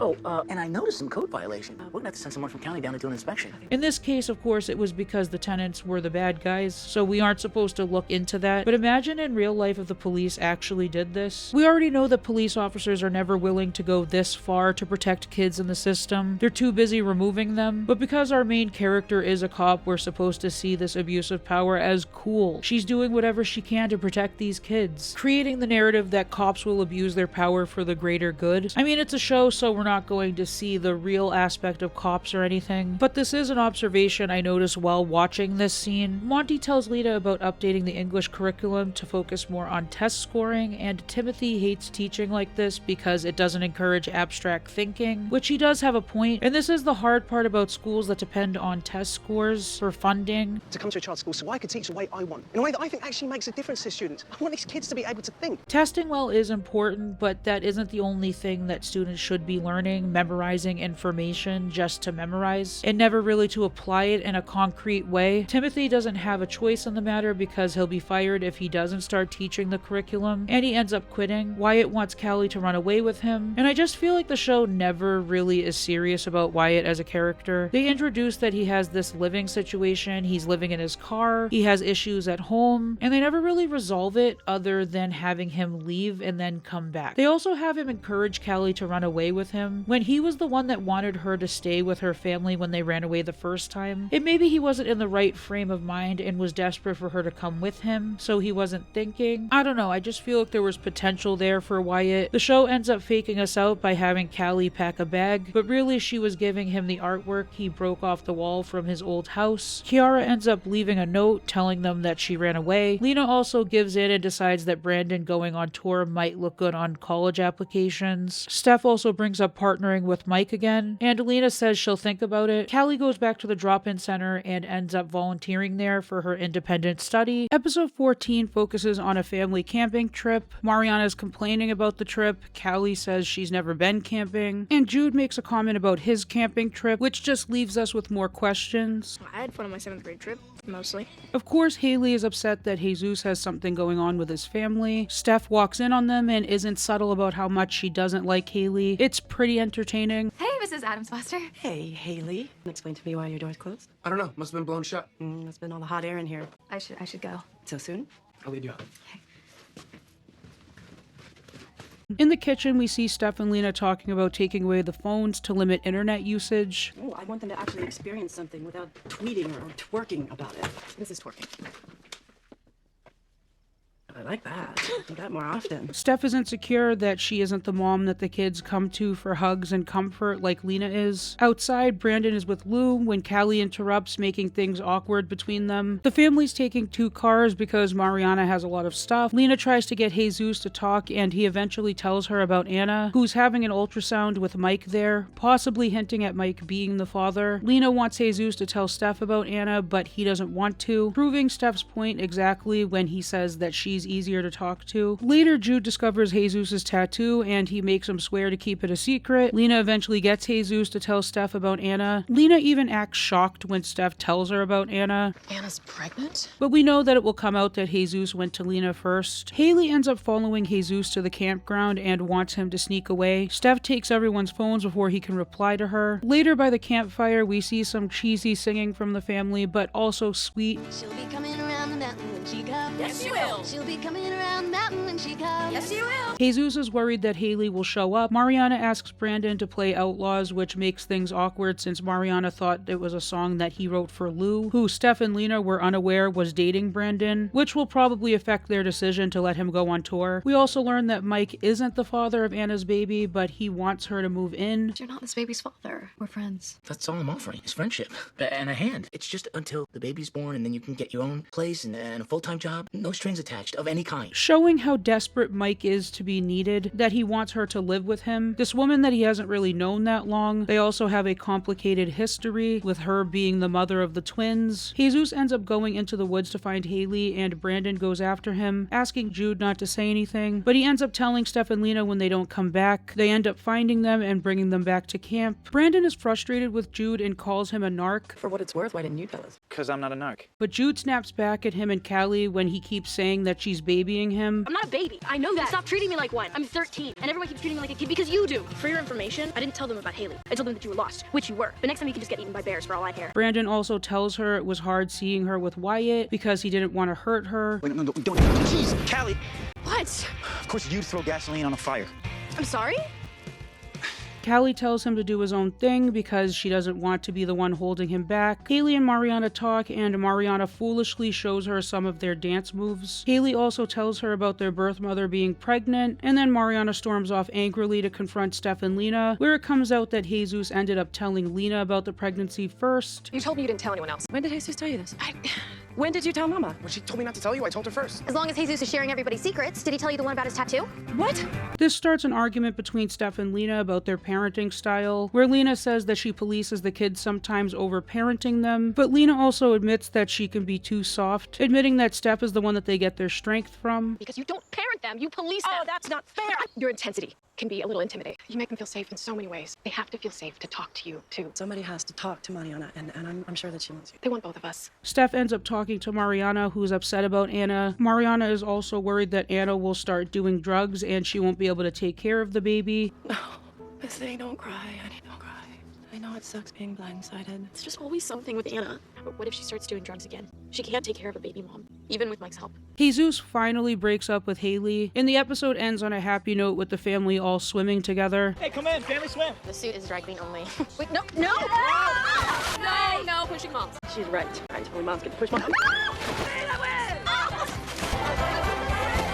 Episode 15 starts with Jesus getting his tattoo removed by a specialist. Brandon also finds out he can go on tour, but he has to stay in motels, which the other band members can't afford to do, and they're also still going on tour even if Brandon can't. He also gets an email about the scholarship he earned to go to Idlewild. Mariana's insecure about Matt going on tour alone, and she even tries to break up with him, who reassures her that he'll miss her and that he tells her that he loves her, and she also responds back telling him that she loves him too. She also comes up with the idea that she can go on tour with them, but Matt doesn't like this idea. Mariana also wants nothing to do with Anna, but Jesus is more sympathetic because Anna's baby will be their sibling. I'll pick you up this afternoon and take you to your doctor's appointment. You don't have to drive me. I want to.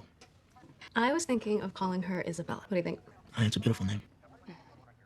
Stef oversteps in Mike's relationship with Anna, even calling his sponsor and telling him that they're living together. He ends up getting angry with Stef for getting so involved. And here we see that Stef is trying to control the situation, even though it's Mike's life and his decisions. Jude convinces Callie to play nice with Robert since she has a court-ordered meetup with him. She decides to get Sophia a gift, hairpins with horses, at the same store that she got Daphne's gift from. Things have been up in the air as far as Jude and Connor since Connor said, "Can't be friends with a little bitch that tells his mom every time something happens." When Connor asks to switch lab partners so he can work with a girl named Daria, Jude ends up working with Daria's friend Taylor. Later they make plans to go to a movie together as a double date sort of thing, even though Jude is hesitant with this. So is Daria your girlfriend? I guess. I didn't know you liked her. She's hot. Do you like Taylor? Yeah, she's nice. Probably gonna be the only dude in the movie theater. Yeah, probably. Mariana ends up visiting Anna and telling her that she doesn't think that she can raise a child. I don't want her to go through what we did. I don't want her to feel like she isn't enough and to spend her whole life scared that people are going to leave her. And I just don't think that you can be a mother. I don't want another little girl to get hurt. Since Jesus isn't doing well in algebra, he needs help studying, and guess who he goes to for help? Ding ding ding, Emma. They end up getting along, and Jesus even tries to kiss her. They literally just broke Jesus up with a girl, and this is the only thing they can attempt to do with his character. He ends up showing Emma his tattoo as an attempt to prove that they can still be friends, which I'm not even sure why he thought that would work. Robert shows up to pick up Callie, and Stef throws a dig his way when he says how beautiful the house is. Beautiful home. We like it. So does Callie. You look nice. Thank you. We'll see you soon. I love you. Love you. At dinner, we find out that Sophia has been diagnosed with a personality disorder and is now on medication and is currently staying at a treatment center. Things seem to go well when they bond over photography. Have you ever seen the Ashes and Snow exhibit? Unbelievable photographs of humans and animals and nature. It's in La Jolla right now. Drive up for the day on Sunday. You know, it's not a Core mandated. I'll ask Stef and Lena. Even after everything, you see how Robert is trying. What, you not a fan of cilantro? Yeah, I don't really like it. Kind of tastes like Soap? Mm-hmm. But he only pushes her away after she explains that she can still hang out with him, even if he doesn't have custody. A relationship, we can have that, even if I get adopted by the fosters. I want to be your parent. So what about you? Think it's okay to separate us just because you want to parent me? No. It's not what I want. Does that not matter to you at all? Drive me home, please. I'll pass on Sunday. His guilt for not taking care of her sooner seems to cloud his judgment, and he's not considering what Callie wants. She doesn't want to be separated from Jude. She wants to be adopted, and it sucks from both ends because Robert isn't this bad guy in the situation that we can easily just be angry at. His motivations for what he's doing make sense, even if I disagree with how he's doing it. At the movies, Jude and Connor sit next to each other, and while Jude is looking around, Connor ends up sliding his hand closer to Jude's.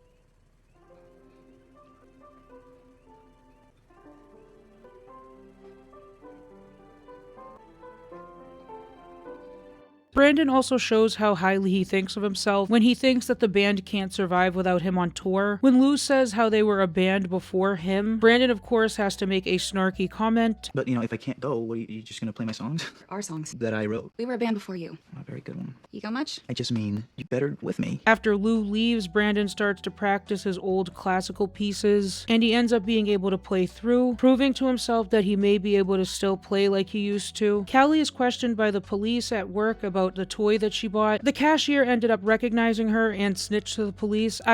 Told the police who she was. Callie tells them that she's a minor and calls Robert, which was a good choice. Anna also shows up to ask Stef and Lena to adopt the baby. Episode 16 starts with Callie being questioned by the police after Robert's lawyers advise her not to tell anyone about this. Robert also promises her that he'll handle everything. And Steph, she's a police officer. She can't protect you, not without risking her own career. I know, that's why I didn't call her. I'm gonna take care of this. And you. The only problem is that Daphne has a visitation with her daughter, but she doesn't know if Tasha will recognize her. In order for Brandon to be able to go on tour, Lou comes up with the idea for them to play a paid gig. They'll be playing at a farm party, which means that they have to bring a pill in order to get in, because they all toss pills into a bowl and people just take them at random. Mariana is convinced that she's going on tour and even wants to go to the gig with them. Stef and Lena tell Mariana that they're not sure that they want to adopt the baby, and Mariana is offended by this. But Mariana isn't considering that Lena just lost a child, and Lena also explains why having her own biological child meant so much to her. And as horrible as I feel saying it, I wanted a child that was biologically a part of me. It's not that I would have loved Frankie more, I wanted what you have, all of it. Foster, adopted, and biological children. Maybe whatever it is that controls our destiny, maybe it's just opened a different door for us to walk through. Jesus talks to a recruiter about going to an all-boys school. Since Callie's been volunteering at the youth center, Daphne decides to have her visitation there, where Tasha's foster mother shows up accusing Daphne of being the one to take Tasha. You might have been fooled, but I know better. There is no way I'm letting that baby girl go back to you. You can't do that. She's my baby. Daddy! I'm gonna see you back at home in just a bit, okay? If you care about Tasha, you should let her go. Daphne also stresses out and considers leaving town, which would make things worse for her, and she's also worried that she's not going to be able to control herself and stay cool as the police are looking into everything. But Callie convinces her to do it for Tasha, her, and Brandon. While walking home, the police stop Daphne. Brandon gets angry at Lou for taking one of the pills at the farm party. Mariana ends up getting locked in one of the parts of the warehouse, and she finds a girl who took something and is now having a bad reaction to it. She ends up calling the police and Callie, who shows up with her boss from the drop-in center, Raphael. The cops end up busting in, and because of this, the band doesn't get paid. Brandon ends up fighting with Lou about taking the pill because she messed up one of the lyrics while performing.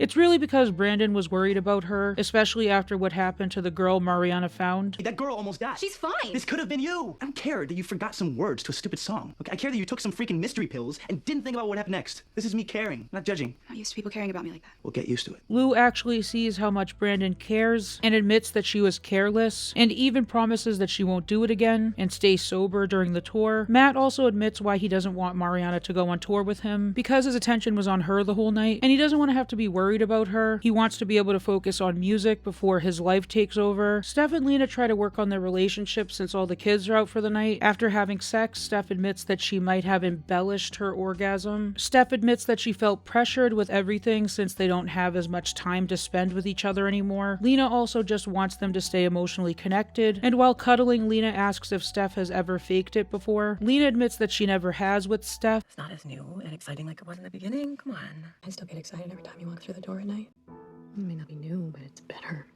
This is my favorite part. Of tonight? Of everything.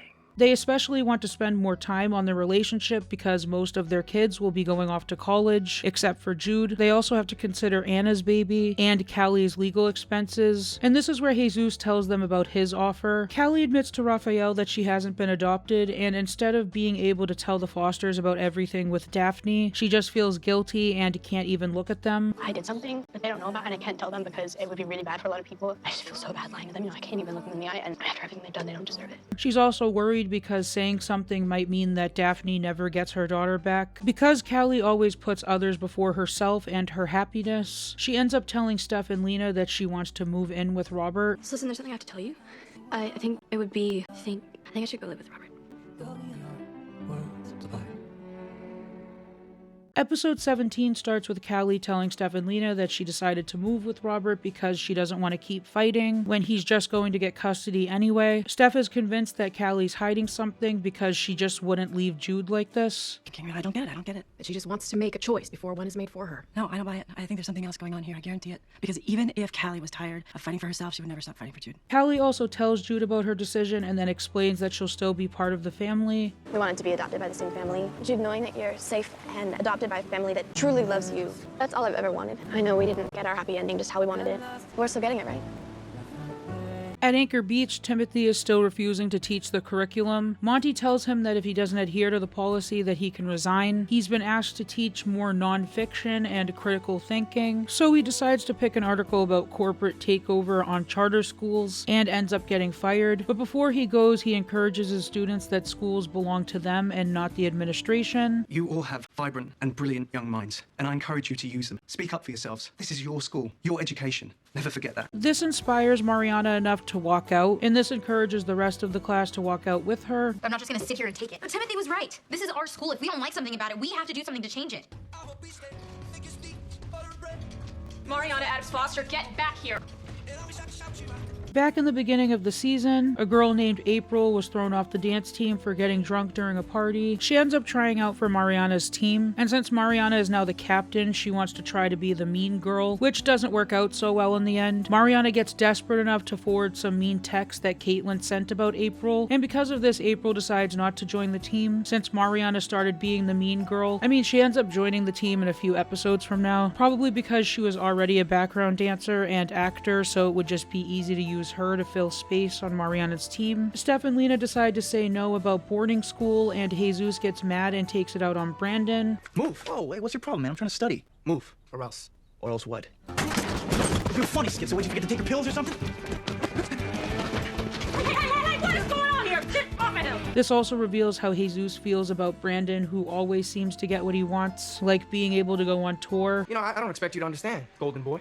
What does that mean? It means no matter what you do, you get everything. No matter how hard I try, no matter what I want to do, I don't get to do anything I want to do. Brandon talks to Steph about hearing Jesus out and encourages her to talk with him. Sometimes we feel like we know what you want better than you do, and that used to be the case when you were younger, but probably not so much anymore. We'll have the scout over and hear him out. You mess with him again, you'll have to answer to these guys right here. I don't see anything there. You're gonna see stars if you don't get out of here. Anna ends up getting a minimum wage job and decides to move out of Mike's place, and he's worried about all of the sudden change being enough to trigger her. When Mike finds out about the adoption, he's convinced that he can help her raise the baby. But we can do this, Anna. You are living in some kind of fantasy world. If I move in here and you help me raise this baby, then we're gonna live happily ever after. Raising a baby makes it harder to stay sober, not easier. I have been there, and so have you. And you would think that you would know better. And Lena reminds him later that he has a child that he still has to be there for. And it does feel like Mike is trying to start over with Anna because of his mistakes with Brandon, who ends up taking his anger out on him. Whenever you're not seeing someone, no, actually, whenever you're not saving someone, you dump everything on me. Like, all of your feelings, your loneliness, everything. And it makes me feel suffocated. So I don't want to see you, Dad. Mike acknowledges that he needs to try harder, but Brandon also needs to not pull away and actually open up to his father as well. Brandon tells him about his scholarship. He also hasn't told his moms about it because he knows that they will pressure him to go, and he's also still insecure with his ability to play. Mike tells him that it's his choice, but he shouldn't let fear stop him. Daphne tells Callie about what the police told her, that she could go to prison for 11 years for kidnapping. Callie assures her that Robert will protect her, but she has to do what she says. Robert's lawyers aren't looking out for me. They're looking out for you. They don't care about the brown girl. He's gonna do what I say. You sure about that? Yeah, because I'm gonna live with him. It's for the best, okay? I can't even look Stef and Lena in the face right now. I swore that I would never lie to them again. I should have never called you that night. Yeah, you did.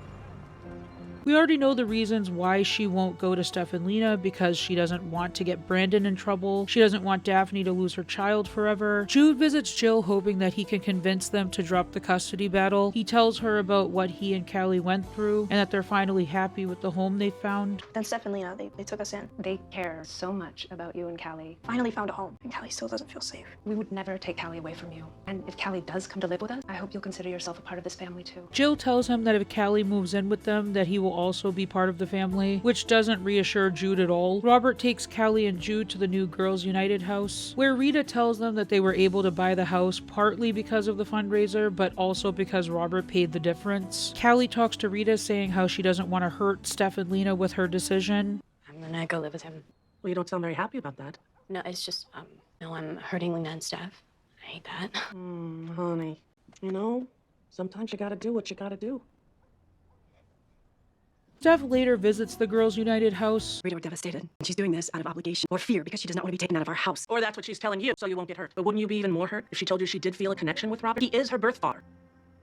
Listen, Steph. Callie wasn't even aware of the house until that day. Steph is clearly upset by what Robert has done because she thinks it's his way of buying Callie's decision. Even though Rita can see how upset that Steph and Lena are, she also knows that Callie does want to have a relationship with Robert. For some reason though, Rita's behavior here kind of bothers me because she can clearly see that Callie wants to live with the Fosters. She might be blinded by her gratitude towards Robert for helping her get the house. Although Callie is in a situation where she has 3 caring parents fighting for her, and it doesn't seem like the worst situation, Rita still understands how much staying with her brother means to her. It just bothered me how it seemed like she wasn't recognizing that. Steph is adamant that Callie isn't making this decision just because she wants to live with Robert. She believes she feels obligated or scared to do so, but everyone doesn't see through Callie the way Steph does, so they assume it's just Steph not wanting to let go. I just love this added detail because it really shows how Steph and Callie are similar. Steph understands Callie and her self-destructive patterns. We've seen this throughout the show. She knows Callie is the type who's willing to sacrifice her happiness to keep other people safe, and she holds on to that belief that something else is going on. Later, Steph tells Callie that she doesn't have to feel guilty for wanting to live with Robert. And we would never in a million years stop fighting to adopt you. But, if you're tired of fighting and you want to go live with Robert because he's your birth father, then we don't want you to feel like you're letting us down. Getting all we've ever wanted is for you to have a safe and loving home. We'll stand beside you, whether you're under a roof or not. The episode ends with Lena, Steph, Robert, and Jill at the courthouse to register Callie's decision. Daphne decides to tell Rita about the kidnapping and also reports it to the cops, claiming she acted alone. Episode 18 opens with Steph and Lena telling the family that Callie will be moving in with the Quinns. Mariana is especially angry with this. Brandon just wants to make sure that she's making the right decision, and she says that she's tired of fighting. Daphne tells Callie that she went to the police and said she acted alone. The protests after Timothy quits continue, but Lena is making sure that they aren't having a relaxing day at home and decides to take all of their entertainment, TV, and internet away. You're taking the internet?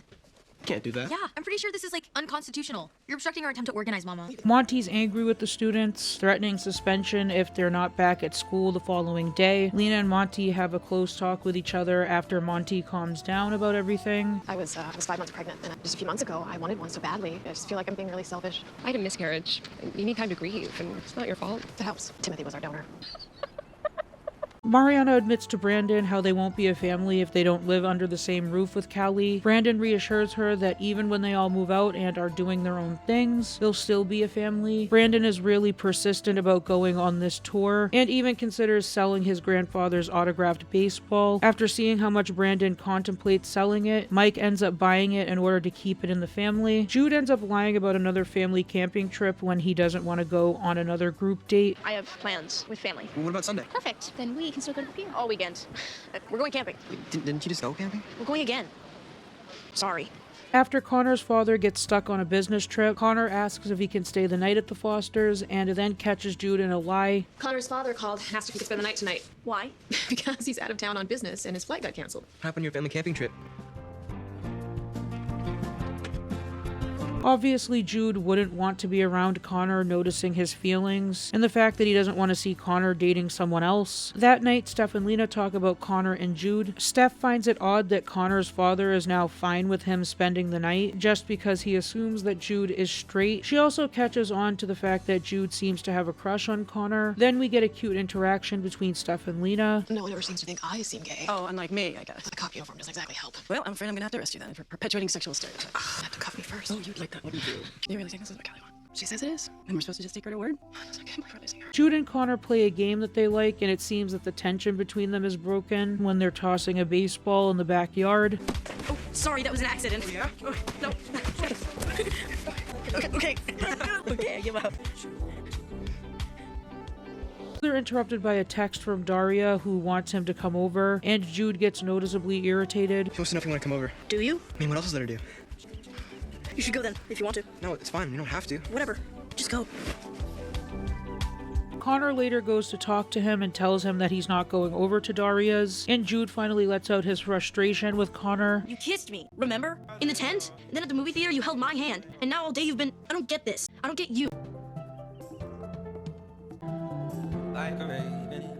And it's clear from what we've seen that he's been trying to escape this by distancing himself from Jude, getting a girlfriend, but it's clearly not working. Mariana's been giving Callie the silent treatment since she found out about her leaving. Upset. Aren't you upset? Of course I'm upset. You're like my sister. I thought I was your sister. And what about Jude? Okay, Mariana, not everything's about you and your freaking abandonment issues, okay? This isn't easy for me and does not make me feel any worse than I already do. Jesus is also in protector mode as he considers not going to boarding school because he's worried about what it will do to Mariana. She's already freaking out about Callie. If she finds out you and Mom aren't adopting Anna's baby, she'll have a meltdown. It's like she's losing 2 sisters. And then if I go away, can't do that to her. Even though he wanted to keep her from finding out, the recruiter shows up at the door and she ends up finding out anyway. She's obviously angry that he didn't mention it to her since it's a huge opportunity. She tells Jesus that she doesn't want to be holding him back. She obviously wants what's best for her brother, and sometimes that means that she has to also push him since she knows that he sacrifices things to protect her. Rita was able to make sure Daphne can stay at Girls United until her court hearing. Callie's worried about Kiara since she's been prostituting herself, defending her since she was in a bad position, and Rita ends up saying, She was in a messed up foster home and they're gonna send her back there. She didn't have a choice. We always have a choice, you know that. Sometimes the choice sucks. But is she really in a better place now on the street, selling herself? Maybe if she knew that there was a new Girls United. Maybe, and maybe not. But it is not our job to save Kiara. I guess she's right, but at the same time, people don't always have a choice when they've been betrayed by a system that never had the intention of looking out for them. Rita, although was trying to hold back her worry in front of the other girls, ends up going to try to bring Kiara home. Even though she made that comment about having a choice, she also doesn't seem to fully believe her own words since she went out of her way to try to save Kiara. What happened next just shocked me to my very core. Even now, I still have my jaw hanging open. I care about you. You know you're better than this. Come on.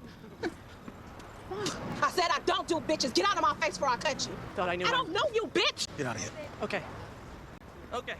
Obviously, Kiara feels bad about what she did and goes to the youth center to see Callie, who tells her if she turns herself in, Rita will make sure that she can stay at Girls United. You can become a social worker like you wanted and work with kids. Me and Rita and Daphne, we are your family. Spit in her face. You think she still want me after that? Oh, Rita's pretty tough. I guarantee she took worse. Kiara agrees but wants to risk going back to get some of the nice things that her pimp got for her. And although dangerous, I can't say I wouldn't do the same thing if I were in her position. I'm gonna be real. James bought me some nice clothes and shoes and a diamond necklace. Every time they move me to a new foster house, they take my stuff away or they make me leave it behind. I ain't doing that again. Nobody ever bought me nice things. Not wanting to get herself into another bad situation, Callie calls Stef and Rita. In C, Callie goes to Stef again. When it comes to Callie, Stef is the one that sees through her. She's also the one that Callie is most vulnerable with. Kiara goes off with Rita in a touching moment. Please, don't give up on yourself. Come on. Come on.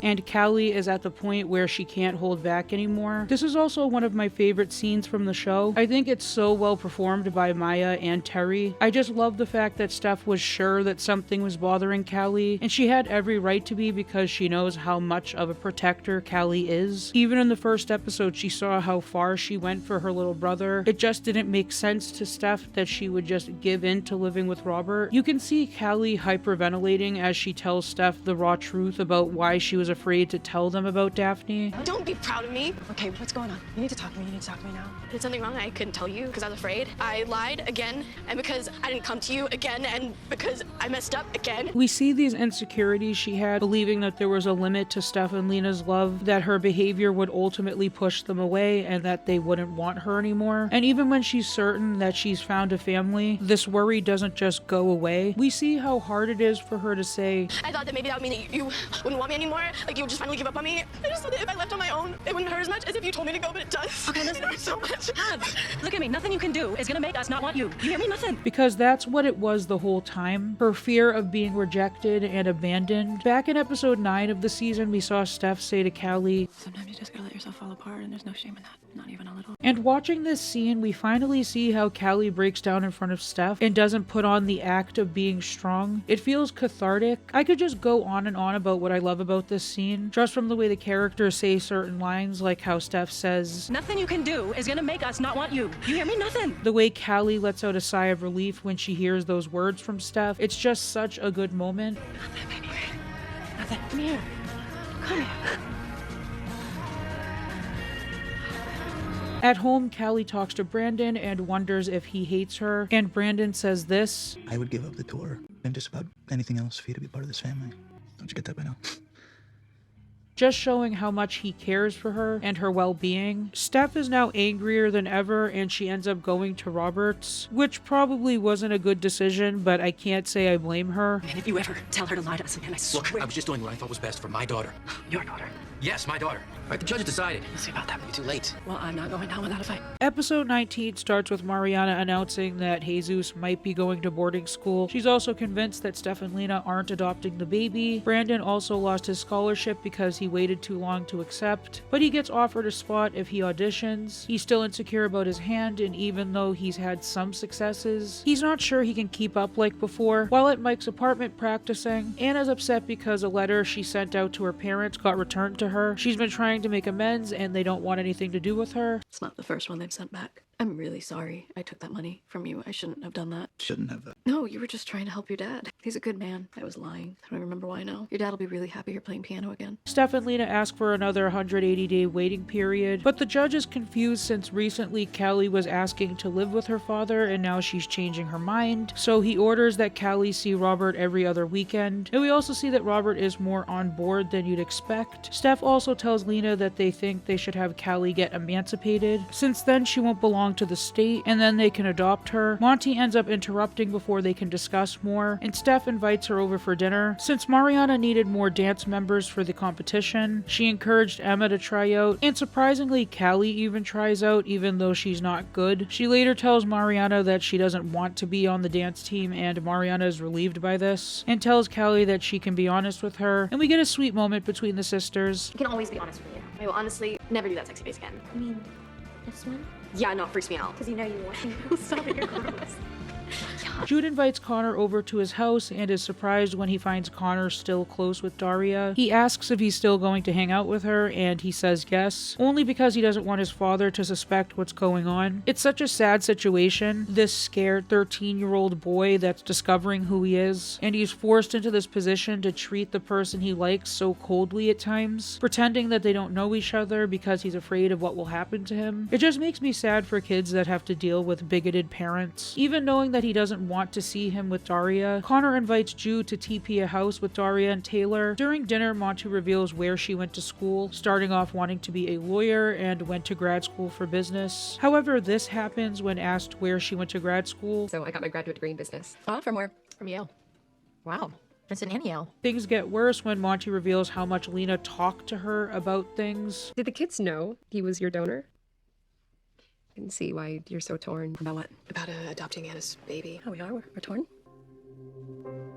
This makes Steph feel insecure that Lena would feel so comfortable revealing something like that to a woman she hasn't known too long, not realizing that Lena was also holding on to a lot of grief and needed someone to vent to about it. She even admits to not having a lot of friends to talk to, and there's nothing wrong with her venting to a friend, but Steph is more upset about her venting to Monte about things that she wasn't aware of. What I do mind is not knowing what you're thinking or feeling and hearing about it from another person outside this family before you share it with me. We have to tell each other everything. We're in all of this together. Sometimes talking to your partner is hard because you don't want to worry them with all of your worries, and that's probably also part of why she talked to Monte, because she was a woman that wasn't close to the situation. Lena is also aware that Steph is also sad about losing the baby, and bringing that up to her might make her sad. The season has also given us glimpses into their marital issues, like not communicating with each other, and it reveals that Lena is aware that there's a disconnect between them. Steph also brings up the fact that they can't adopt a baby because they feel guilty about not adopting. They lost a child and they're not ready to just adopt a baby, but Lena also feels like she's disappointing Mariana by not adopting the baby. She doesn't want Mariana to think that she loves her any less because they don't want to adopt a baby that's biologically related to her. And if I wanted a baby that was part of me, why wouldn't I want one that's part of her? Why wouldn't we want a baby as beautiful as our Mariana? Later, Monte decides to reinstate Timothy and Lena hugs her. Brandon also admits that he doesn't want to go on tour because he got the opportunity to audition for Idlewild. Brandon tells Lou about going to Idlewild, and for some reason she gets upset and storms off. I don't know if it's just me. I want to like Brandon and Lou's relationship, but I just feel like we don't get enough of it, and we don't really get enough of her as a character to make her likable enough. I don't know what it is, I just don't really care for their relationship. Brandon tells Mariana that he doesn't think that Stef and Lena will adopt Anna's baby, and he tells her about their biological grandparents and the possibility that they might be able to take the baby if they knew Anna was pregnant. However, Lena and Stef went to Mike's apartment to tell Anna that they've decided to adopt the baby. While looking up baby cribs, Lena stumbles upon another secret, a folder that Stef's been using to blackmail Robert with pictures of him and the woman he's cheating on Jill with. Now it makes sense why the coward was so willing to let Callie have extra time. I'm not justifying Robert's behavior with forcing this custody battle on Callie instead of giving her what she wants. He's acting in desperation, which is clearly clouding his judgment. It does show how flawed he is when it takes literal blackmail to get him to back down, which again just shows that he's still a coward, and further proves to me that Jill really was a consolation prize, someone that he just isn't happy with. I'm not siding with Robert, but we do see how flawed of a man he is. Sure, we see some good sides to him and how he wants to get to know Callie, and now that I'm thinking about it, the reason he's so desperate to make this connection with Callie is because it's the last piece of Colleen that he has. However, Robert is incredibly selfish to basically hold his daughter hostage in this custody limbo where he knows what she wants, and instead of relinquishing that, when Callie desperately goes to him after she's approached by the police, he convinces himself that she really wants to go with him because she relied on him for something important. I just find his character interesting because you do relate to his motivations even though you don't like what he's doing. The thing that makes Stef flawed as a character is that even when she gets angry with Lena for pulling away emotionally and talking to Monte about their family problems, she also keeps her own secrets too. The end justifies the means. I did what I had to do to protect our daughter, Lena, and I'm not going to apologize for it. So much for being in this together. Even if she thinks it's for the greater good of a situation, she's the one that acts impulsive, like showing up to Robert's house, or planning to get Callie emancipated, or looking into Robert and blackmailing him. She doesn't realize that by doing these things, she's pushing Lena away. After almost getting caught TPing a house, while alone, Taylor tries to kiss Jude, and she admits that she knows about his feelings for Connor. So if she knew about that, then why did she try to kiss him? Did she think that she was going to be able to change his mind? They all go back to Taylor's house where her father fires a gun in their direction, not knowing that it's them.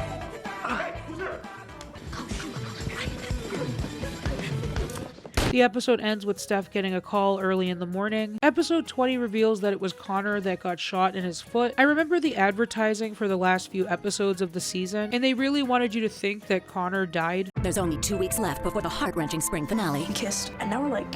I know how hard this must be for you, honey, I do. Losing a friend is one of the most painful things to go through. After finding out that Connor will make a full recovery, his father gets angry at him, and Connor tells his father why he snuck out. Sneaking out like that. What kind of idiot breaks into somebody's house in the middle of the night? Is that why you snuck out? No. It's not. It's not why you did it? It's not, okay? I snuck out so I could see Jude, all right? What does that mean? Instead of looking at the situation and realizing how far his son was willing to go to see someone he likes, he decides to tell Lena that Jude can't see Connor anymore. He's a bad influence on you, Jude. I don't think you guys should be hanging out as much. You know what? Just shut up. Excuse me? No, do not talk to me. Then Like stop that. telling me what to do. And you don't have to worry about me and Connor hanging out because his dad said we're not allowed to be friends anymore, okay? He even says that Connor said it was Jude's idea to sneak out. Connor ends up texting Jude from Taylor's phone saying that he wasn't the one to blame him, and he told his father that he's gay. At school, Lena notices that Craig, the STEM teacher, clearly likes Monte, but she rejects him when he asks her out and tells Lena that she's done with men for the time being because of what happened with her ex-husband. And she even makes a comment about trying women. Lena tells her that women aren't any easier. Like my wife, she has this almost compulsive need to keep things to herself. And now we're going to adopt this baby. I just hate that we're making big decisions like this when we're not at our best, you know? The boys in the group volunteer to do the coding and engineering while Mariana and Emma are assigned to marketing. Later during dance practice, Emma feels insecure when the wrestlers walk in and start making comments. I guess I just want to be taken seriously, and I don't think anyone is going to do that if we're out there shaking our asses. But why can't you be both smart and sexy? Why do you have to choose? Because that's just the way it is. Emma doesn't want to be perceived as less smart because she's also a dancer, automatically assuming that she has to choose one or the other. You love dancing, it's completely obvious. You smile just as big when you nail a turn as when you solve one of Craig's unsolvable coding problems. Are you letting a bunch of boys decide what kind of girl you want to be? You say that's just the way things are. If things aren't the way they're supposed to be, then you have to change them, right?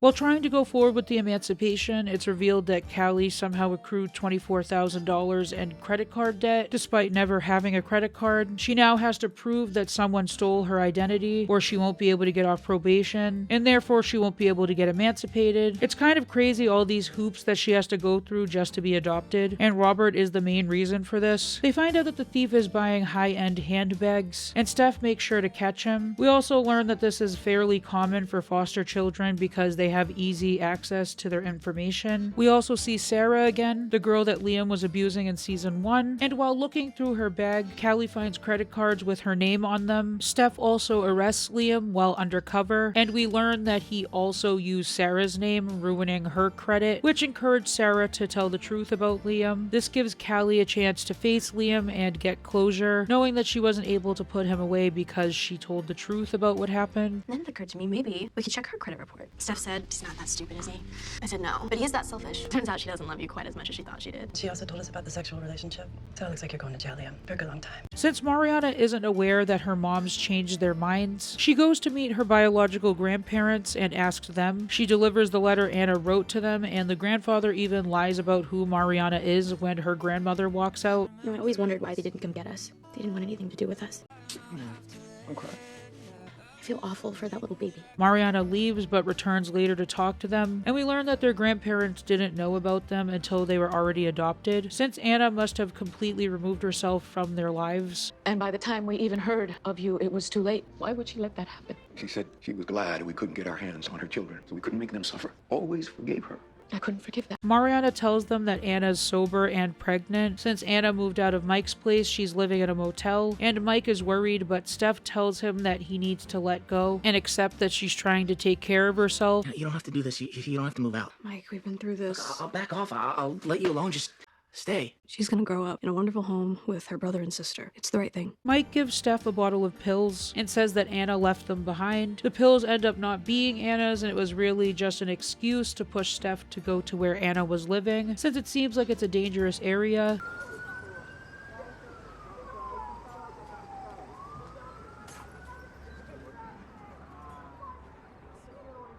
Because of this, Stef ends up inviting Anna to stay with them, without consulting Lena, by the way. And now Lena and Stef are forced to tell the kids about their plans to adopt Anna's baby. Episode 21 starts after Stef and Lena come to the decision to let Anna stay with them until the baby is born. Stef and Lena seem to feel a little uncomfortable when Anna tells Mariana stories of when she was a kid, memories that they don't have of her. When you were little, anytime I put on music, you would wear one of my old t-shirts like a dress and you'd dance all around. And of course we had to watch you or you'd get so mad. Really? I don't remember that. I do. Something's never changed.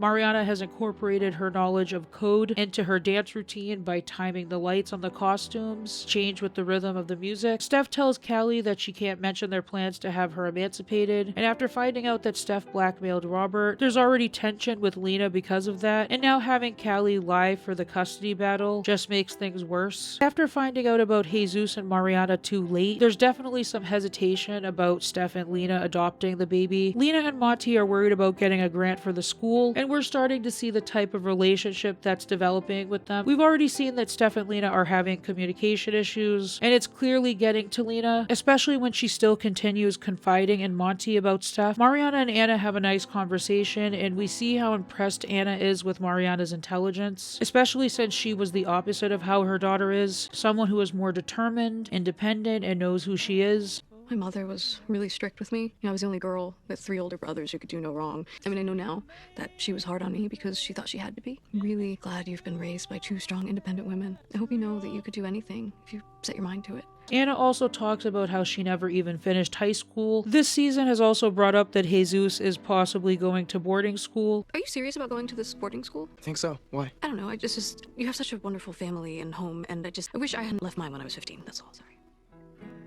It's okay. And even before the season ended, Jake T. Austin announced that he was leaving the show, so the writers were probably trying to come up with a quick way for his character to exit while they planned what to do next with his character. I've already mentioned that I love the development of Connor and Jude. Despite some annoyances, I do think it's built up well, not focusing too much on melodrama, and slowly showing the relationship changing, while struggling at times to deal with the fact that they know their friendship is more, while also not wanting to fully confront it. With both actors being young, I think the show paces this out very well. When Jude wants to visit Connor in the hospital, he decides to paint his nails the same shade of blue from season 1, which is a nice way to bring that back, the thing that brought them together in the first place. Connor's father catches him and even calls Lena to come get him. I want to see him. I want to see my friend, and I'm not leaving until I do.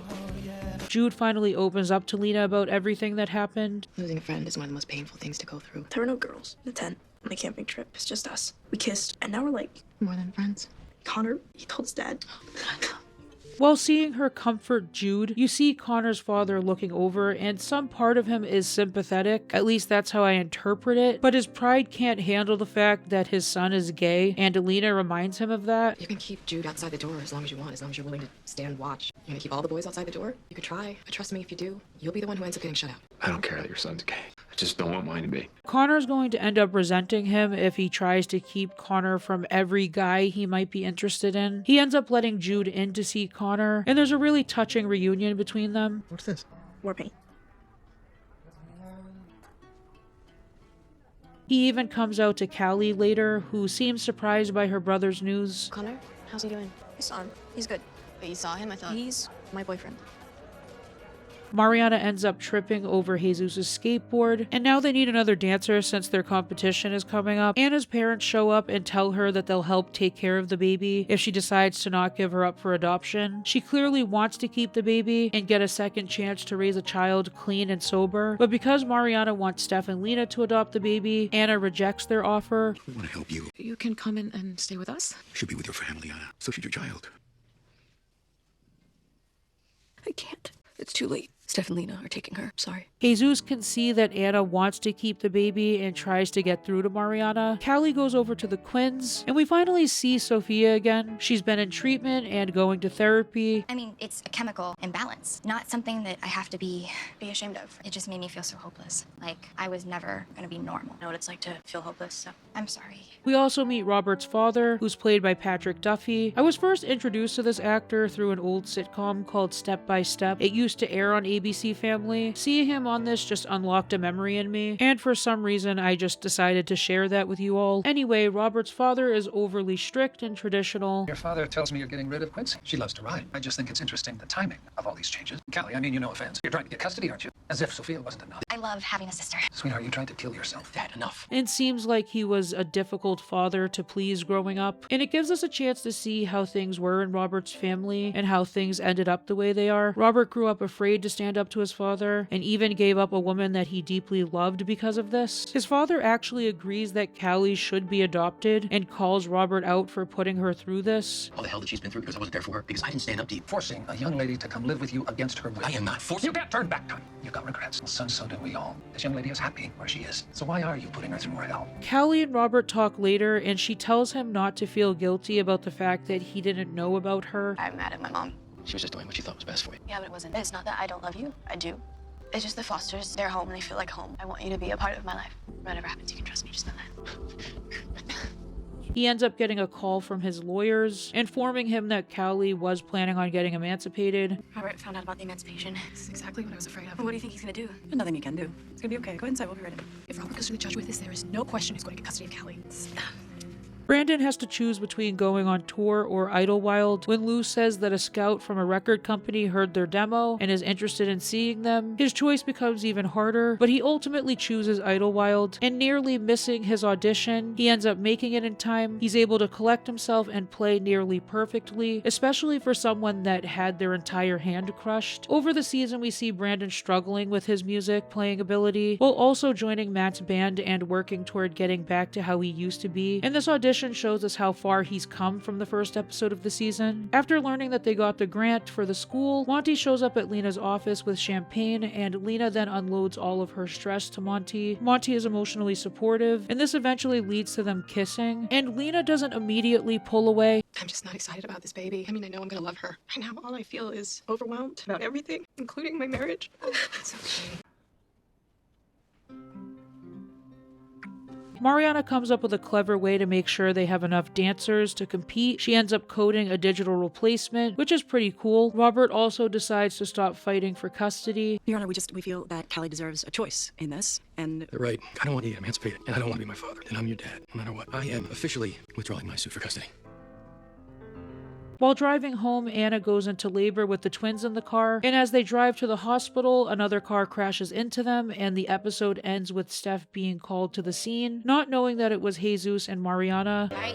We've got a two-car head-on collision on Mission and E. 1 reported fatality. Repeat, 1 reported fatality. Requesting medical and backup. Officer Adams, foster on right near there. I'm on my way. I think I would say after rewatching the entire show, season 2 is my favorite season. I like the plot lines going on this season. I also like the character exploration, specifically with Mariana and her identity. I also think Jude's journey with his sexuality is well paced. Although annoying at points, like I mentioned, you understand why Connor acts the way he does toward Jude, being afraid of his father, but wanting to still see Jude. He's put in this tough place having to choose between them. We also see him having to pretend to be straight when he dates Daria. We also see how Jude is so stressed from his environment that he stops talking, also showing us how Callie relies on Jude as much as she protects him. I find the plotline with Callie's birth father interesting because we see how she fights her curiosity to know him and even lies to herself about it. And after she does get to know him a little and gets closer to him, he decides he wants full custody of her. I find Anna and Mike's plotline interesting, seeing how Anna is trying to better herself and genuinely apologize for what she did to her children. I just think overall it's a well-written season. It's not like the show immediately goes downhill or anything, but in my opinion this is the peak of the show, and there's a slow decline after this, especially in the last 2 seasons. As for how season 2 ends, this was probably one of the biggest cliffhangers of the show, not knowing what would happen to Mariana, Jesus, and Anna, or the baby. I hope you enjoyed this breakdown, and I will see you in the next one.